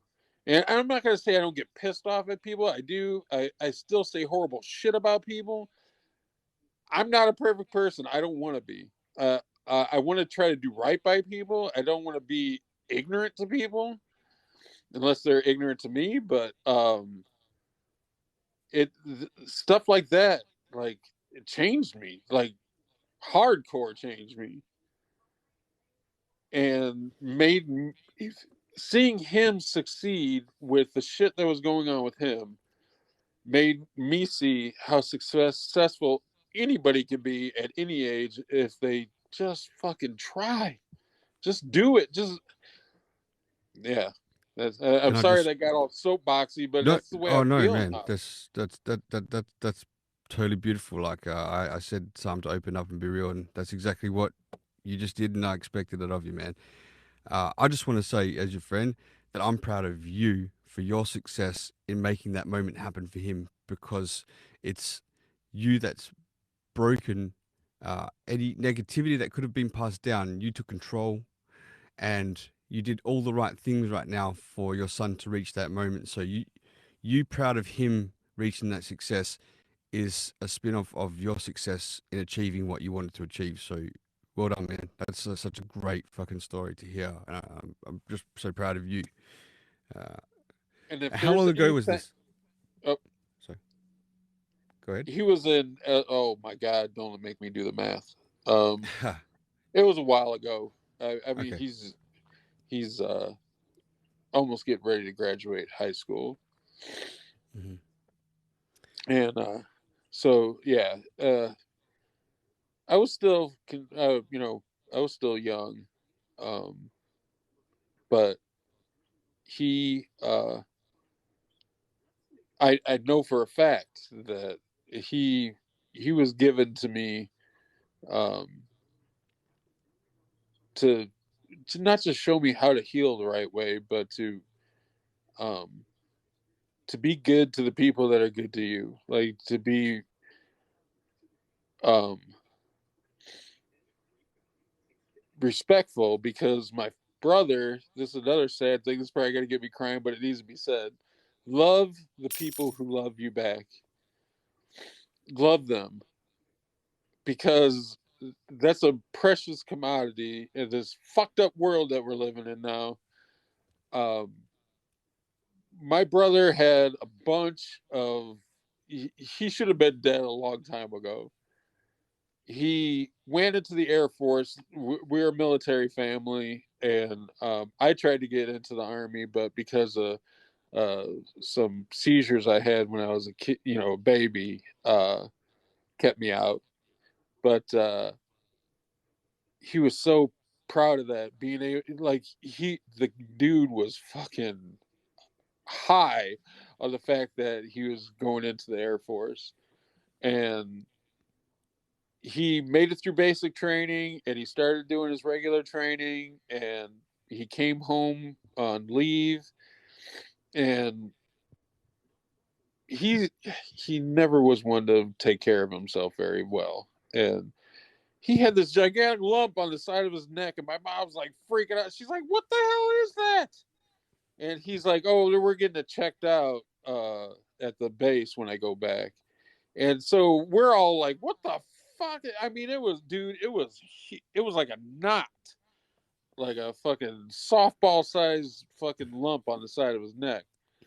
And so he went back, and he called, and my mom's all of a sudden just started crying, and I'm like, "What the fuck's going on?" And she gets off the phone, and she's like, "Your brother had the test results come back. They did a biopsy, and it's non-Hodgkin's lymphoma." And so we're like, "Fuck, he's got cancer." And so, of course, the cancer word, especially when it's new in your fucking family, you just Freak automatically out. think the worst. Yeah.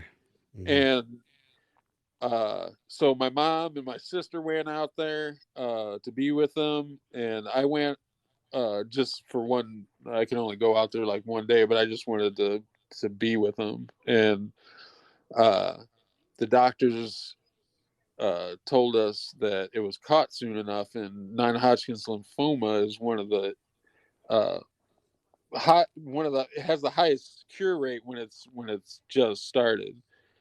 And so the United States paid for his surgery, paid for his radiation, chemotherapy, everything, and survived that. He was cancer free for until about 6 years ago. He had uh, cancerous lump on his kidney, so he had to have his kidney removed. This dude was having parts yanked out of him. He had his first heart attack and that's why when you said you had a heart attack, dude, I fucking froze because it scared the shit out of me, because my brother had a heart attack. He was an over the road truck driver, and he was gone a lot, and probably didn't eat the healthiest food when he was out there. Um, and he unfortunately got my dad's bad heart genes. And so he dealt with that up until he died. Uh, Having stents put in. He actually had both valves replaced. Um, and he was just a fucking walking pincushion. This dude could not escape fucking bad health. And despite that, the dude had a fucking tremendous sense of humor. Like me and him, when oh my god, we get on the phone and just like do like we do on here a lot, just nothing serious, just nonstop fuckery. Like, and we loved it. And that's the attitude that I don't know. Like he on New Year's Eve, it was so bad. That year was so fucking bad. We put our dog to sleep on New Year's Eve because she got really sick. So I'm fucking thinking this is the worst thing that could possibly fucking happen. Then the next day, New Year's Day, I get a call. My brother's in the hospital. He had passed out. He was by himself, passed out on the floor. Um, instead of calling a fucking ambulance, the dude drives himself to the fucking hospital, which me and my sister were like, what the fuck is wrong with you? And so we're in the hospital, and he's in the heart patient section, and they're getting things figured out. And in hindsight, really quick before that, he had gotten a call from a specialist. I was sitting here with him, and uh, at that moment, I didn't realize it till after this all happened with him that he was probably he was probably in a very bad situation and just did not tell us. He was that kind of person. He probably got really bad news about his heart, and I can remember I felt like a vibe of something wrong, and I started tearing up. I was sitting right next to him, and he got off the phone and he started saying something to me. And he realized how upset I was, and I was like, "Are you all right?"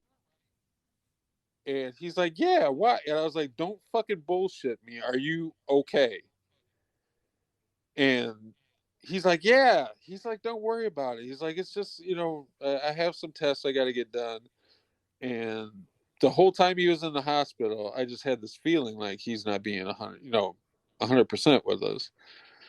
And certain times when he had another procedure done on his heart while he was in there, and his doctor came out and was talking to us, and he started to say something, and he stopped himself. And that's what started making me think, okay, there's something's going on behind the scenes. And so, long story short, he had some kind of problem with his red the platelets, and they had to rush him into he was in the intensive care unit. And we got the call, and we were like, me and my sister rushed over there, and the doctors are all saying, it's just a precaution. He's going to be, as soon as we get it taken care of, he's going to be taken back to the heart ward, and then he'll be discharged on Wednesday, which was a couple days away. So we had left. We came back the next day, and that night he was supposed to be getting moved back. And dude, I'm sorry if I'm going to, fucking make people really sad, but this is a thing about life that if you pay attention to it, you pick up on so many signals that it's not funny. My brother was so not, emotional. Uh, so whenever he was in the hospital, he wouldn't hug, he wouldn't kiss. He would do this thing with his fingers, like he would wiggle his fingers really quick, and then you would just like kind of do it back to him, that kind of thing. It was very random, and it was just weird, but we got used to it because you weren't going to get a hug from him. So we're getting ready to leave, and he does it to my sister, and she starts walking out the door, and I come up to him and I start doing it, and the dude grabbed me by the fucking hand and pulled me in, and um I was just shocked, like I couldn't believe it. And he whispered in my ear, he's like, I love you so much. And I recoiled, like I looked at him like, what the fuck just happened? And then I got this weird feeling, like I didn't tell my sister, but it just felt like he was saying goodbye. And so I walked out the door, and she looked at me, and I looked at her, and I can remember audibly, I know he could have heard us. I was like, that was fucking weird. That was very weird. And so we go home, and the ICU has my sister's cell phone number, her home phone number, and my phone number. And they had been in contact with her on her cell phone, but she said at night she turns it off, so use the home line, the landline. And I get a call from my sister the next morning, and she's panicked. And she's like, I don't know what's going on. She's like, I the called they left me like 5 or 6 messages on my cell phone instead of calling the landline, saying they really needed to talk to her, to her, and to please call as soon as possible. And so she kept trying to get a hold of somebody and find out what the fuck's going on. And they kept blowing her off, saying, hold on, we'll have somebody call you back. So she told me, she's like, stay by the phone. She's like, something's going on with your brother. I don't know what it is. And so she calls me back, and before she even said anything, I knew something bad happened to him. And she's like, Steve, she's like, he's gone. And I had my mom pass away, and I cried so hard, and it really wasn't, sadness. It was glad that she was out of pain, because she had a stroke, and then she had Alzheimer's and dementia, and she just withered away like to nothing, to the point where she couldn't even eat. So when she died, it was more like she's not hurting anymore. She's not in pain. Um, and then my dad dying, I really wasn't sad. So that really wasn't like a definition of what the finality of your loved one dying. But with my brother, um, hearing that, Rock, I let out, to this day, I don't know where it came from, but I let out the most guttural scream cry. I couldn't even begin to replicate it. I just, all at one time, I felt this tremendous like sense of loss. And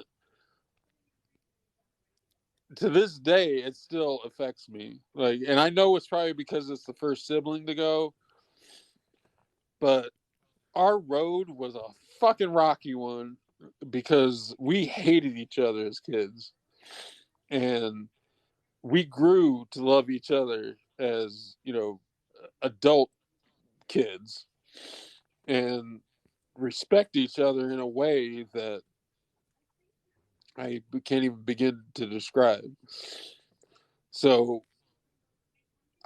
I oh my god, it was a fucking, and I thought that was, and the reason I brought that up, I thought that was going to wreck me. I thought it was going to spin me into a whole nother place of darkness that I wasn't ready to like fucking experience.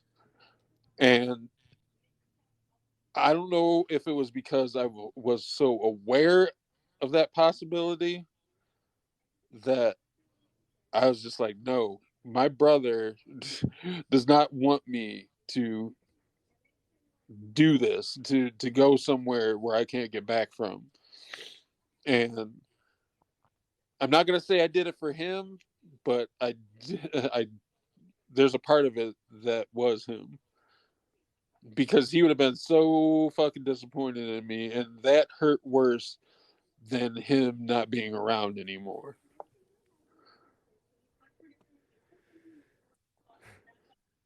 I'm sorry to hear about the loss of your brother. I mean, I know he passed away before, but that's the first time I've heard the details of that. Extremely upsetting, man. Uh, you said that your mum had passed away already by then as well? Yeah, it wasn't that long after. It was actually like probably 2 years. Okay. Yeah, we Uh, had hospice come here, because we kept her out of the nursing home. She didn't want to die in a nursing home, and I don't blame her. And so we kept her here, and it was work. It was fucking. I sympathize with anybody that has family members dealing with Parkinson's and stuff, because it's fucking so degrading. this tremendous sense of loss that you felt, of course, people feel when someone passes. I don't really know. I'm trying to word this question. It's kind of difficult. I'm trying to find out. Uh, of course, there's the loss of that loved one. Was there also something that you felt was incomplete or unsaid, or was there more of a tremendous sense of loss because you just rekindled that uh, relationship with your brother, and then he was suddenly gone again? Yeah. Hold on 1 second. Let me grab it. Mm-hmm. Chief. You do it, man.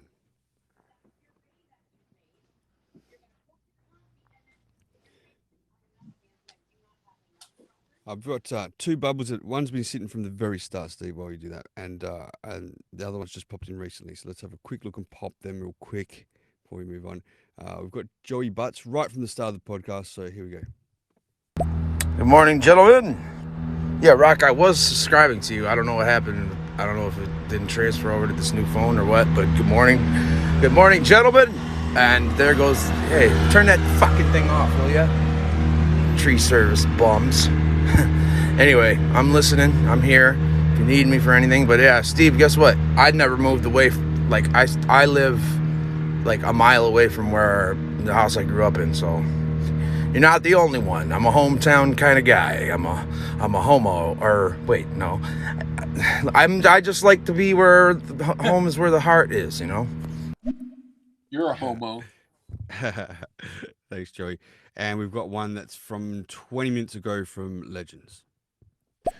This is my favorite, officially. My favorite. Thought Boss, you like black raspberry ice cream with Jimmy's, what do you call them, sprinkles? You're the best, bro. I love you, Legends. Bit of support from a couple of buddies of ours.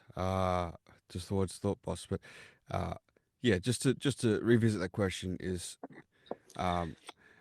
it seems almost, I'm not insensitive, but like I think stating the obvious that obviously people feel a tremendous sense of loss for a loved one and a close one, but I'm just kind of fishing to see that was there even more sense of something incomplete because as far as I understand it, you didn't get along quite a lot for when you were growing up, but then you'd found this relationship.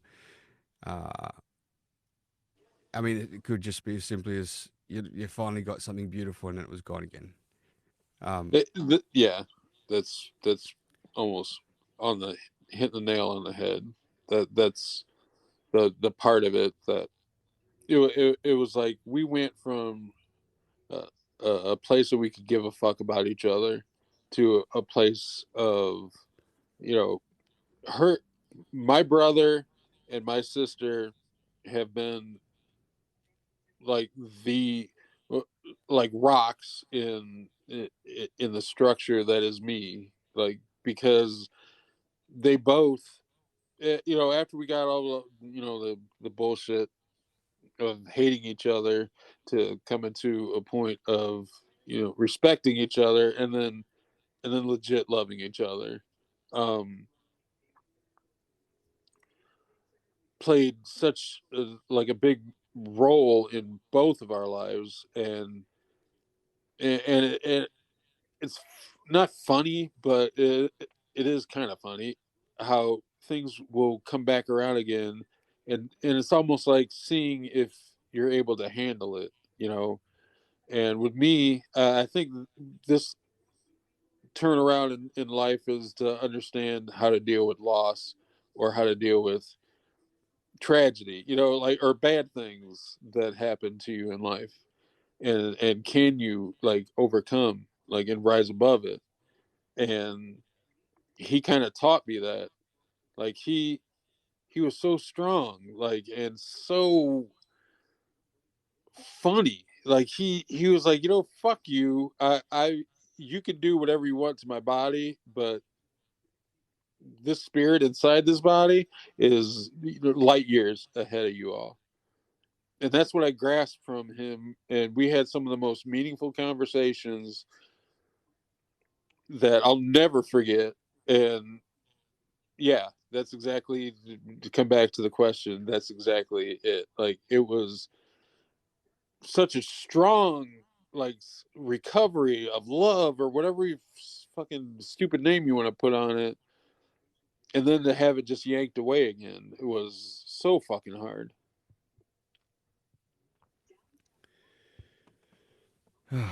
This is deep, man. So far, thank you for sharing what you've been sharing on this podcast. No problem. We're starting to get towards the tail end here now a little bit. Right. What I'm just going to do is I'm going to open up the messages now to the public from taking off to the fans only. So if anyone wants to drop in and leave messages to support Steve, Thought Boss, hang on, let me just do that. I have tried to do this in the past in other podcasts where I had it switched off, and when I switch it on, it still wouldn't work for whatever reason. So if no messages come through, it's not everyone being assholes. It might be this message thing that's not working, but it's off now. So anyone can leave messages in support for Steve as we sort of start to wind up towards the end. I would just like to think that they're all assholes. Well, we all have one. So this was about 4 years ago, Steve, right?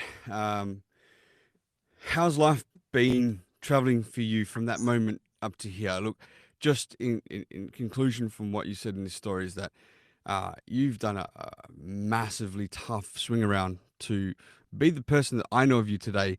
I knew you had some things going on in your past. I didn't know half of that depth. And if it was me, you question, damn, I mean, this guy came out of it. I don't know if I'd be able to come out of it. I know I'd try to give it my all, but you kind of self-taught your way through with the realizations that you had and with the education that you sought out to find to become the person you are today. I'm like kind of flabbergasted that the friendship that we've gotten, the person I know has come from such a dark, hurt place. Because you're such a great fucking guy, man. You're loved by so many. I don't think you've got any enemies on here, by the way. I know I might have a couple, but you. Thank you very much. Thanks. Thank you. Awesome. So thank you.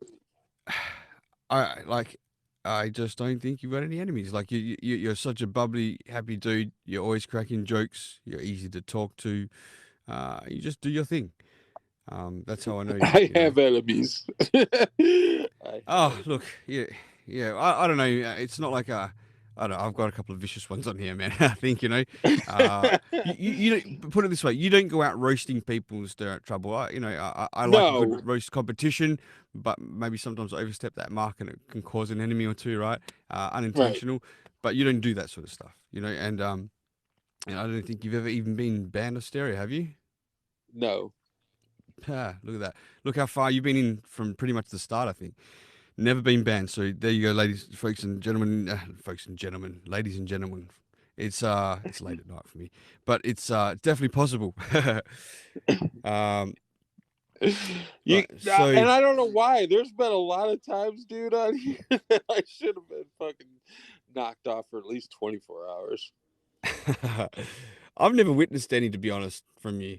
Because you're always you're involved in a joke. You're never actually like spitting the roast at somebody. This is my thing, and this is what I want people to be more like. Don't be so fucking sensitive. Like, if somebody's getting at you or whatever, and you can't get away from it, I understand lashing out. Like, I get it. Like, you're backed in a corner. Some people will choose to deal with it in whatever way they deal with it. But my thing is when you act more like yourself and less like what you think people want you to be, yeah, you may not have 1,000 friends, but the people that you do appreciate the quality, like, the cut of their jib or whatever you want to call it. Like you there's no candy coating it, and that's what I like. I want that, and I can tell when people aren't being honest with me, and I can tell when people aren't being themselves. And I don't necessarily try to correct them. So I definitely call people out, especially when they're being douchebags. But for the most part, words are just that. Like if somebody's trying to hurt your feelings or trying to make you feel bad or trying to piss you off, it's it's words coming at you that are charged by whatever's going on with them. And when I learned that, I shut it off. Like I put a gigantic moat around that ability for them to, get to me. And it's it's one of my favorite things that I've learned in my life, like coming around full circle to where I am right now, like how I'm feeling, how I'm doing.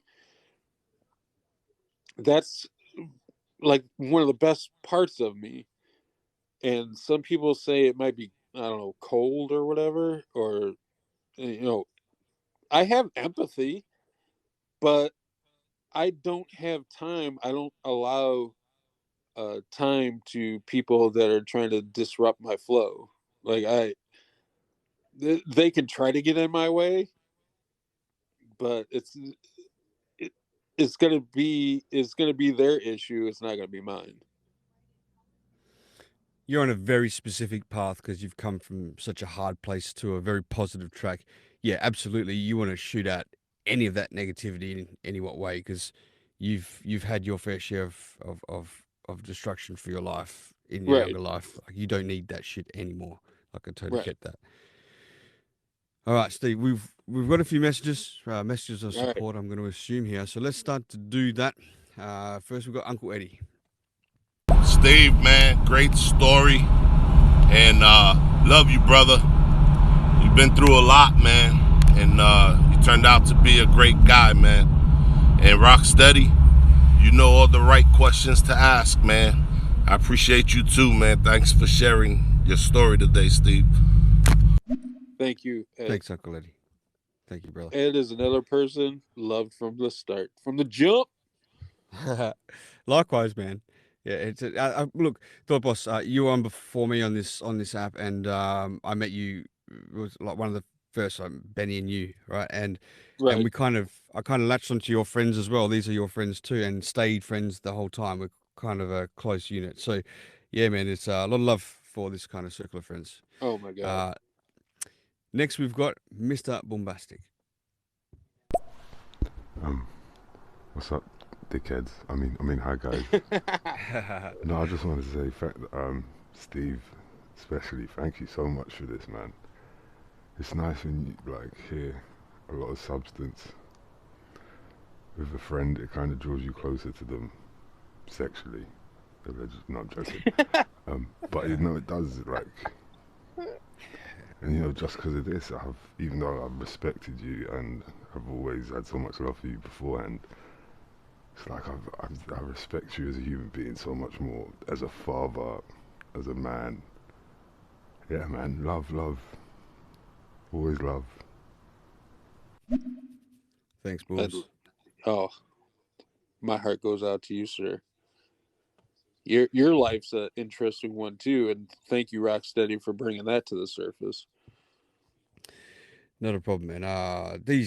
I'm so glad I took this interview track, man, because it's just every show is so heartfelt to know a person's life like this. The last 3 or 4, have had me secretly fucking in tears behind here. Like, I'm not sobbing on the mic. I'm quietly wiping these tears away because I'm getting so involved in each person's story, and there's some real beautiful things that come out of it. And and I go away and I thought I might try and pump some of these out to get to know as many people as possible, but it's not. I've taken the opposite. I've cut back, and I'm trying to absorb each one because I carry it for days thinking about it.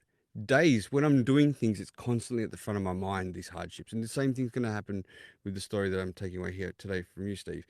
It's like I know all these great people, and I have previously failed to think that anyone's really come from a hard place. My life's been pretty damn good. I can't complain about shit much at all. We've had a few hard things the last couple of years, but I'm like, so what, And you just kind of assume that everyone's had that same sort of cruisy way. And Right. it's not. It's like so many people have got something hard they've gone through. And this is all just like a shocker for me, you know. And I And I just think go ahead. oh, go ahead. No, you go. I'm just No, I'm just trying to I find the was just words. gonna say that I totally agree that hearing people like it shouldn't be it shouldn't be a competition to see who's had the worst, fucking the worst fucking No, luck. it's But yeah, no, when it's I not that. listen Yeah. to you and Boombastic talk about the shit that he went through, it that's the part like what you were saying that I get so much out of, and it's the forging of a human being through the adversity, and even maybe not adversity, just I just basic challenges um, that people go through in the learning aspect of life, the understanding aspect of life. Some people never get it, and Mm-hmm. then sometimes it changed. Like with me, it changed me profoundly. Like it every time I look back on the way, I was just like, I can't believe that was me, and that I am who I am now. I'm never going to be a perfect person. I never want to be. Um, and I hold, sometimes I get shitty with people that that I feel aren't having my best interests at heart. But who wouldn't? That's a responsibility for you as a human being, is to allow and not allow things to happen, or to try to, soften things so they're not as intense. And um, like with Stereo, I've had so many amazing conversations with complete strangers that it just blows me away, even just thinking about it. And then on top of that, not just having like a cool app to like talk to people, but to actually connect with people on a level I've never connected with, even in people call it the real world, but I call it just being out and about in natural setting and stuff like that, having friends and not having that deep a connection. And the cool thing about it is it's still happening. Like I'm meeting people and talking to people that I probably wouldn't talk to. 100%. It connects us across the world with people that we wouldn't bump into in a normal scene, Right. and of all ages and diversity, and I just want to remind all the listeners that have been listening to this show that I'm sure when Stereo was created, that this was the intent. Conversations like this, spreading positivity, getting to meet each other properly, because for the most part, I won't say for the most part, but for a good part of it on Stereo, it's not like that. There's a lot of bullshit that goes on that's not necessary. I'm guilty of it A lot of in the anger. past, and just egos, I suppose, being fed. Yeah.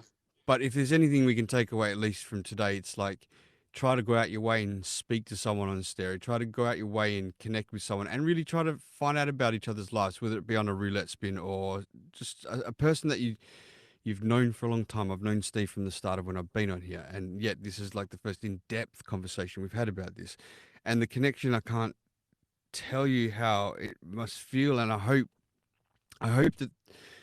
that the message, or that the conversation that Steve and I have had today, that the listeners could really feel everything he's going through and I was going through too. I hope that message was, or that I hope the feel was pushed over to the listeners as well. And thanks for the Right. claps. Appreciate that. Yeah. Yeah, this is what it's about, and this was the purpose of creating these series, is that we can all get to know each other, and I'm sure the listeners that have been listening to this story today definitely feel like they know you a lot better, man. Even though people know you already, you know what I mean. But it's like this is a Right. different side. Like we haven't been cracking jokes this whole podcast. It's been Right. quite serious. Steve, we got And 4 more bubbles. Sorry, go ahead. okay. No, I was just going to say really quickly, with apps like this, it makes this statement so much truer. Don't don't be quick to wait for your opportunity to talk. Listen to if you have an app like this, you're trying to have a conversation. So do it the right way. Like, be proactive. Listen to what the other person's saying, and you may not always agree with them, but it's okay not to agree. You don't have to get shitty about it. You don't have to be fucking angry about it.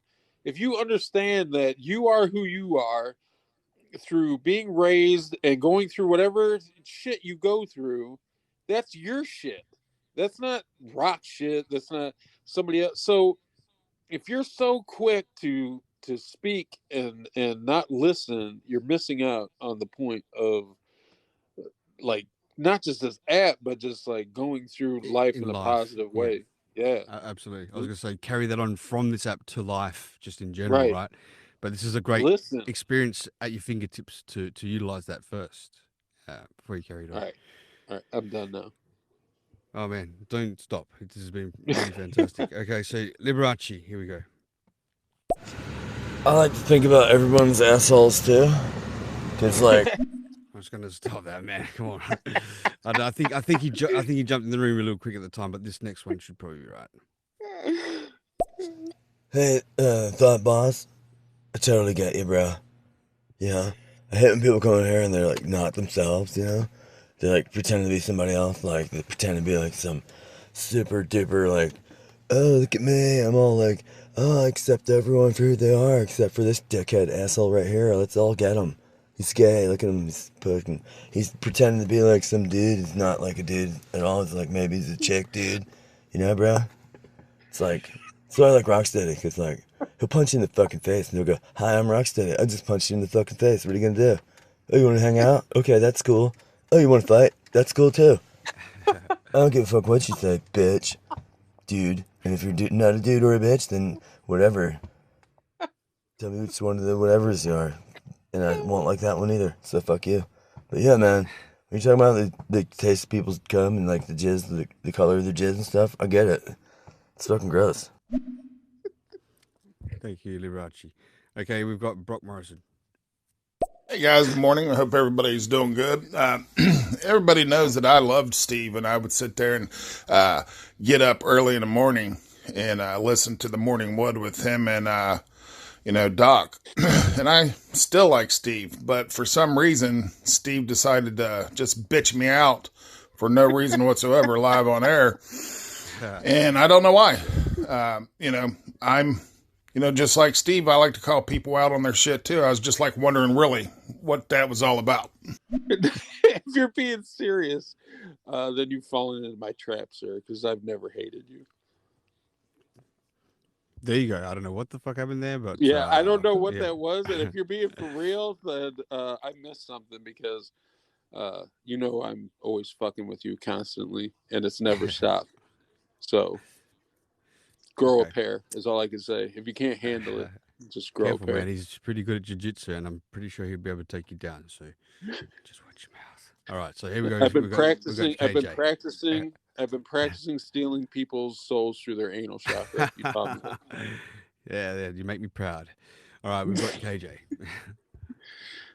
Yes, I wanted to say I respect you also, and everyone on here. Matter of fact, that I'm following, and just but yeah, it's nice to hear someone that has had so much similar past as me.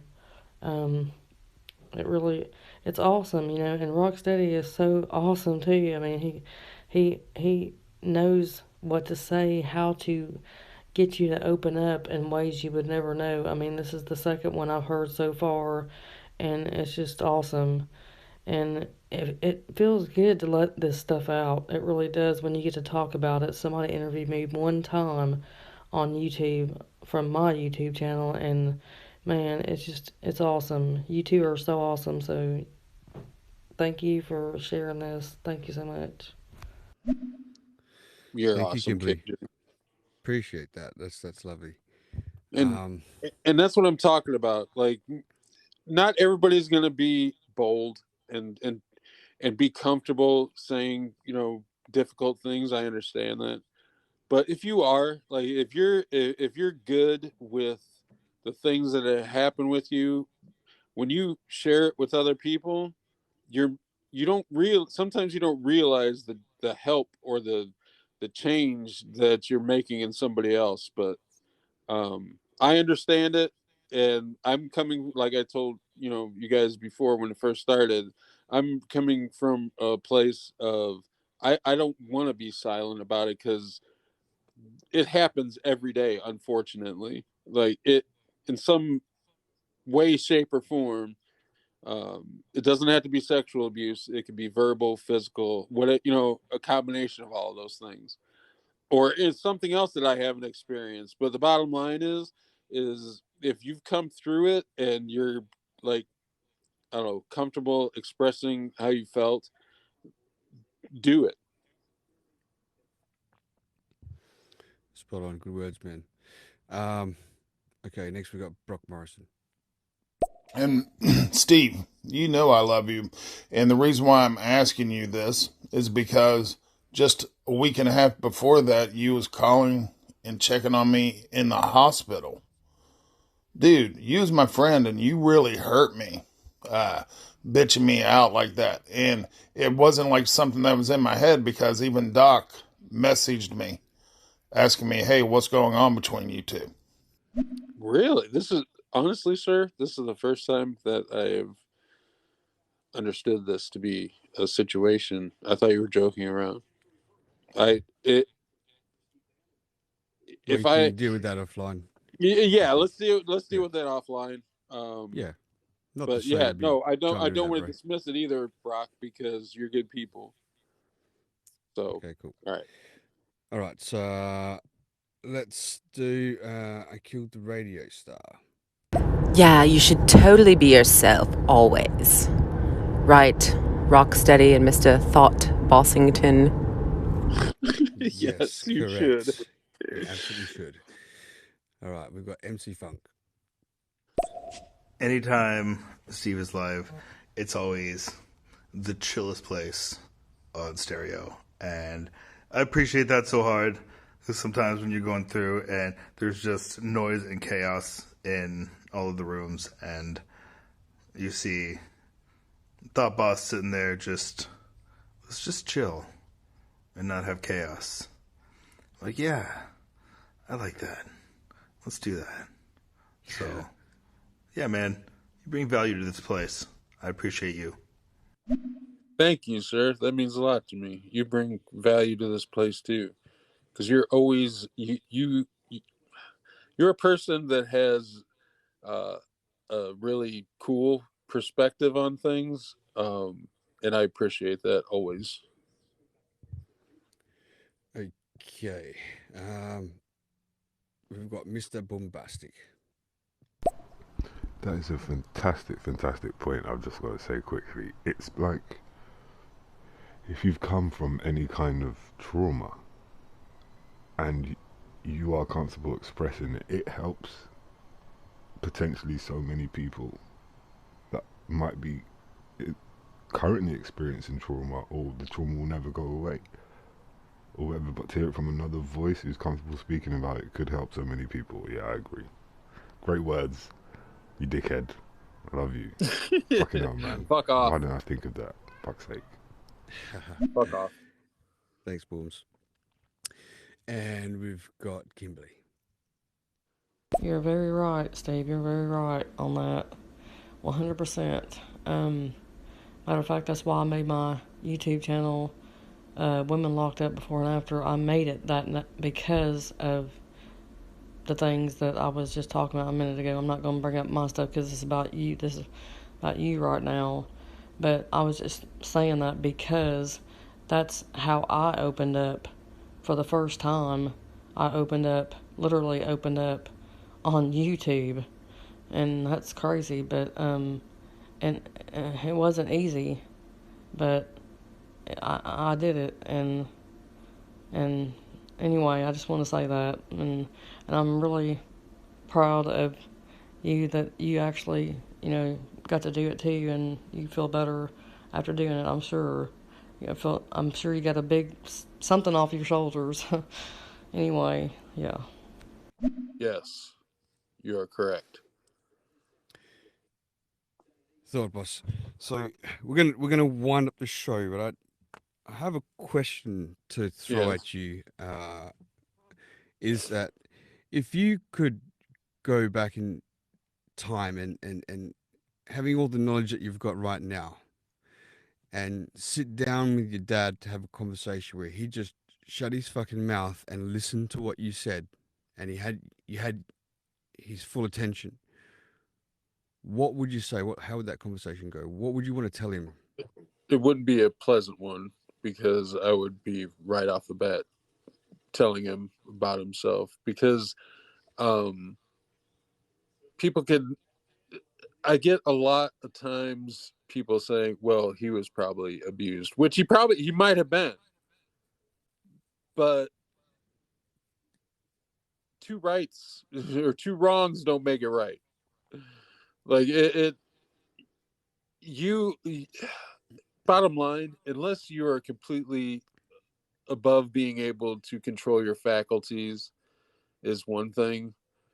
A upstanding man in a very high position in a company isn't incapable of making decisions and doing the right thing. So yeah, he would catch an earful from me starting off with, how dare you? How dare you take away my innocence? And how dare you ruin my life and make me responsible for rebuilding it because you thought it was okay to do one of the most hideous acts that you could do against another person, let alone a fucking child. So you can go fuck off. That would be what he would get the first off. But then I would say thank you to him, because without him doing the god awful things that he did to me, I would have. I don't know if I would have learned to the degree that I do right now about people and how they figure things out as they go through life. Because in spite of, that's what I always say. You know what? In spite of the abuse, it took a while, but I became a much better person. Despite the horrible shit that he did to me, I found humor, and I found it in such a way that it has driven me to be the person that I am today, and I'm not ashamed of that. And probably lastly, I would like to say thank you to him for showing me what not to do, showing me in the worst way possible what not to do.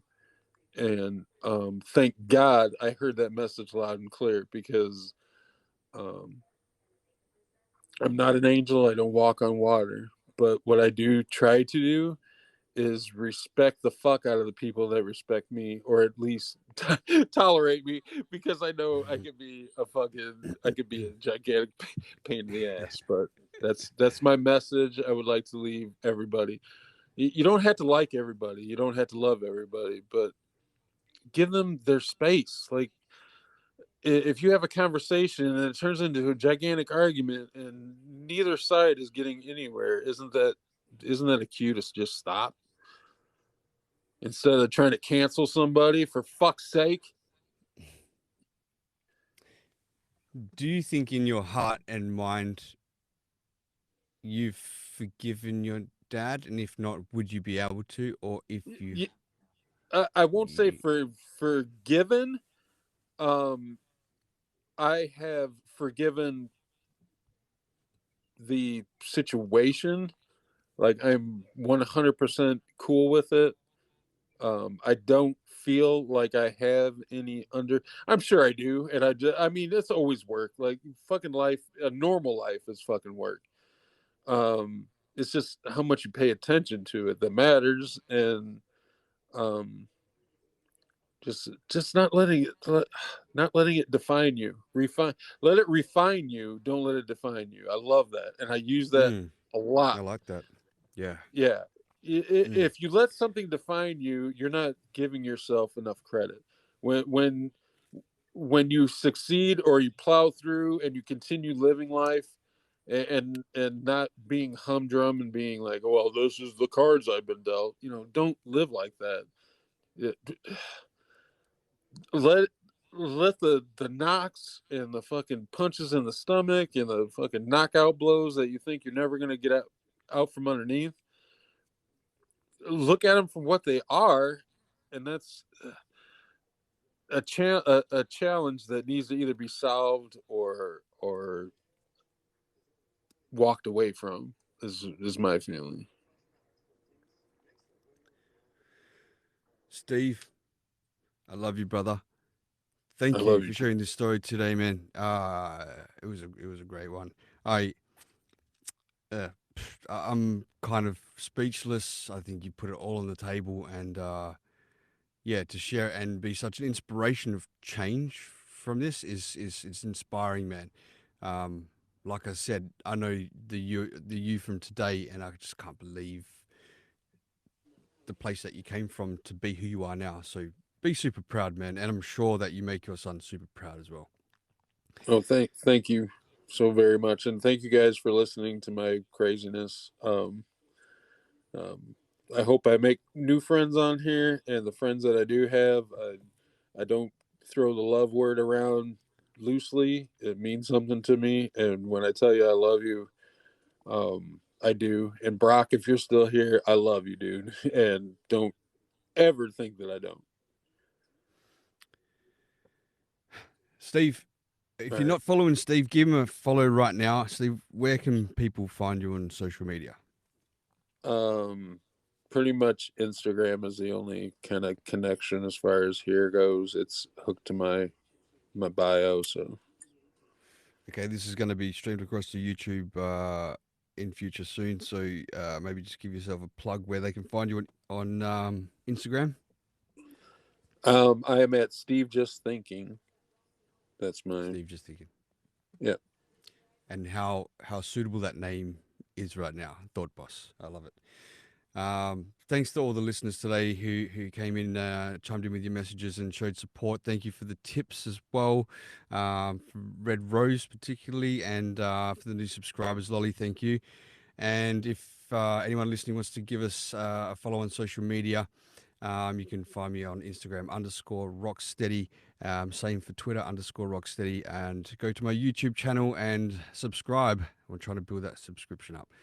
Steve, I love you, man. I'm going to give you a call straight after this just to check in with you, man. And thank you. Just thank you for last minute. We just put this together, right? You said we should jump on and do a show. I'm like, hey, let's do this show. Yes. I was going to go to bed with a pounding migraine, and now I'm going to bed with warm feels. So thanks, man. You're welcome, and I love you to death, sir. Likewise, my brother. All right. right. All the best. So as I say, take it easy, and if it's easy, take it home.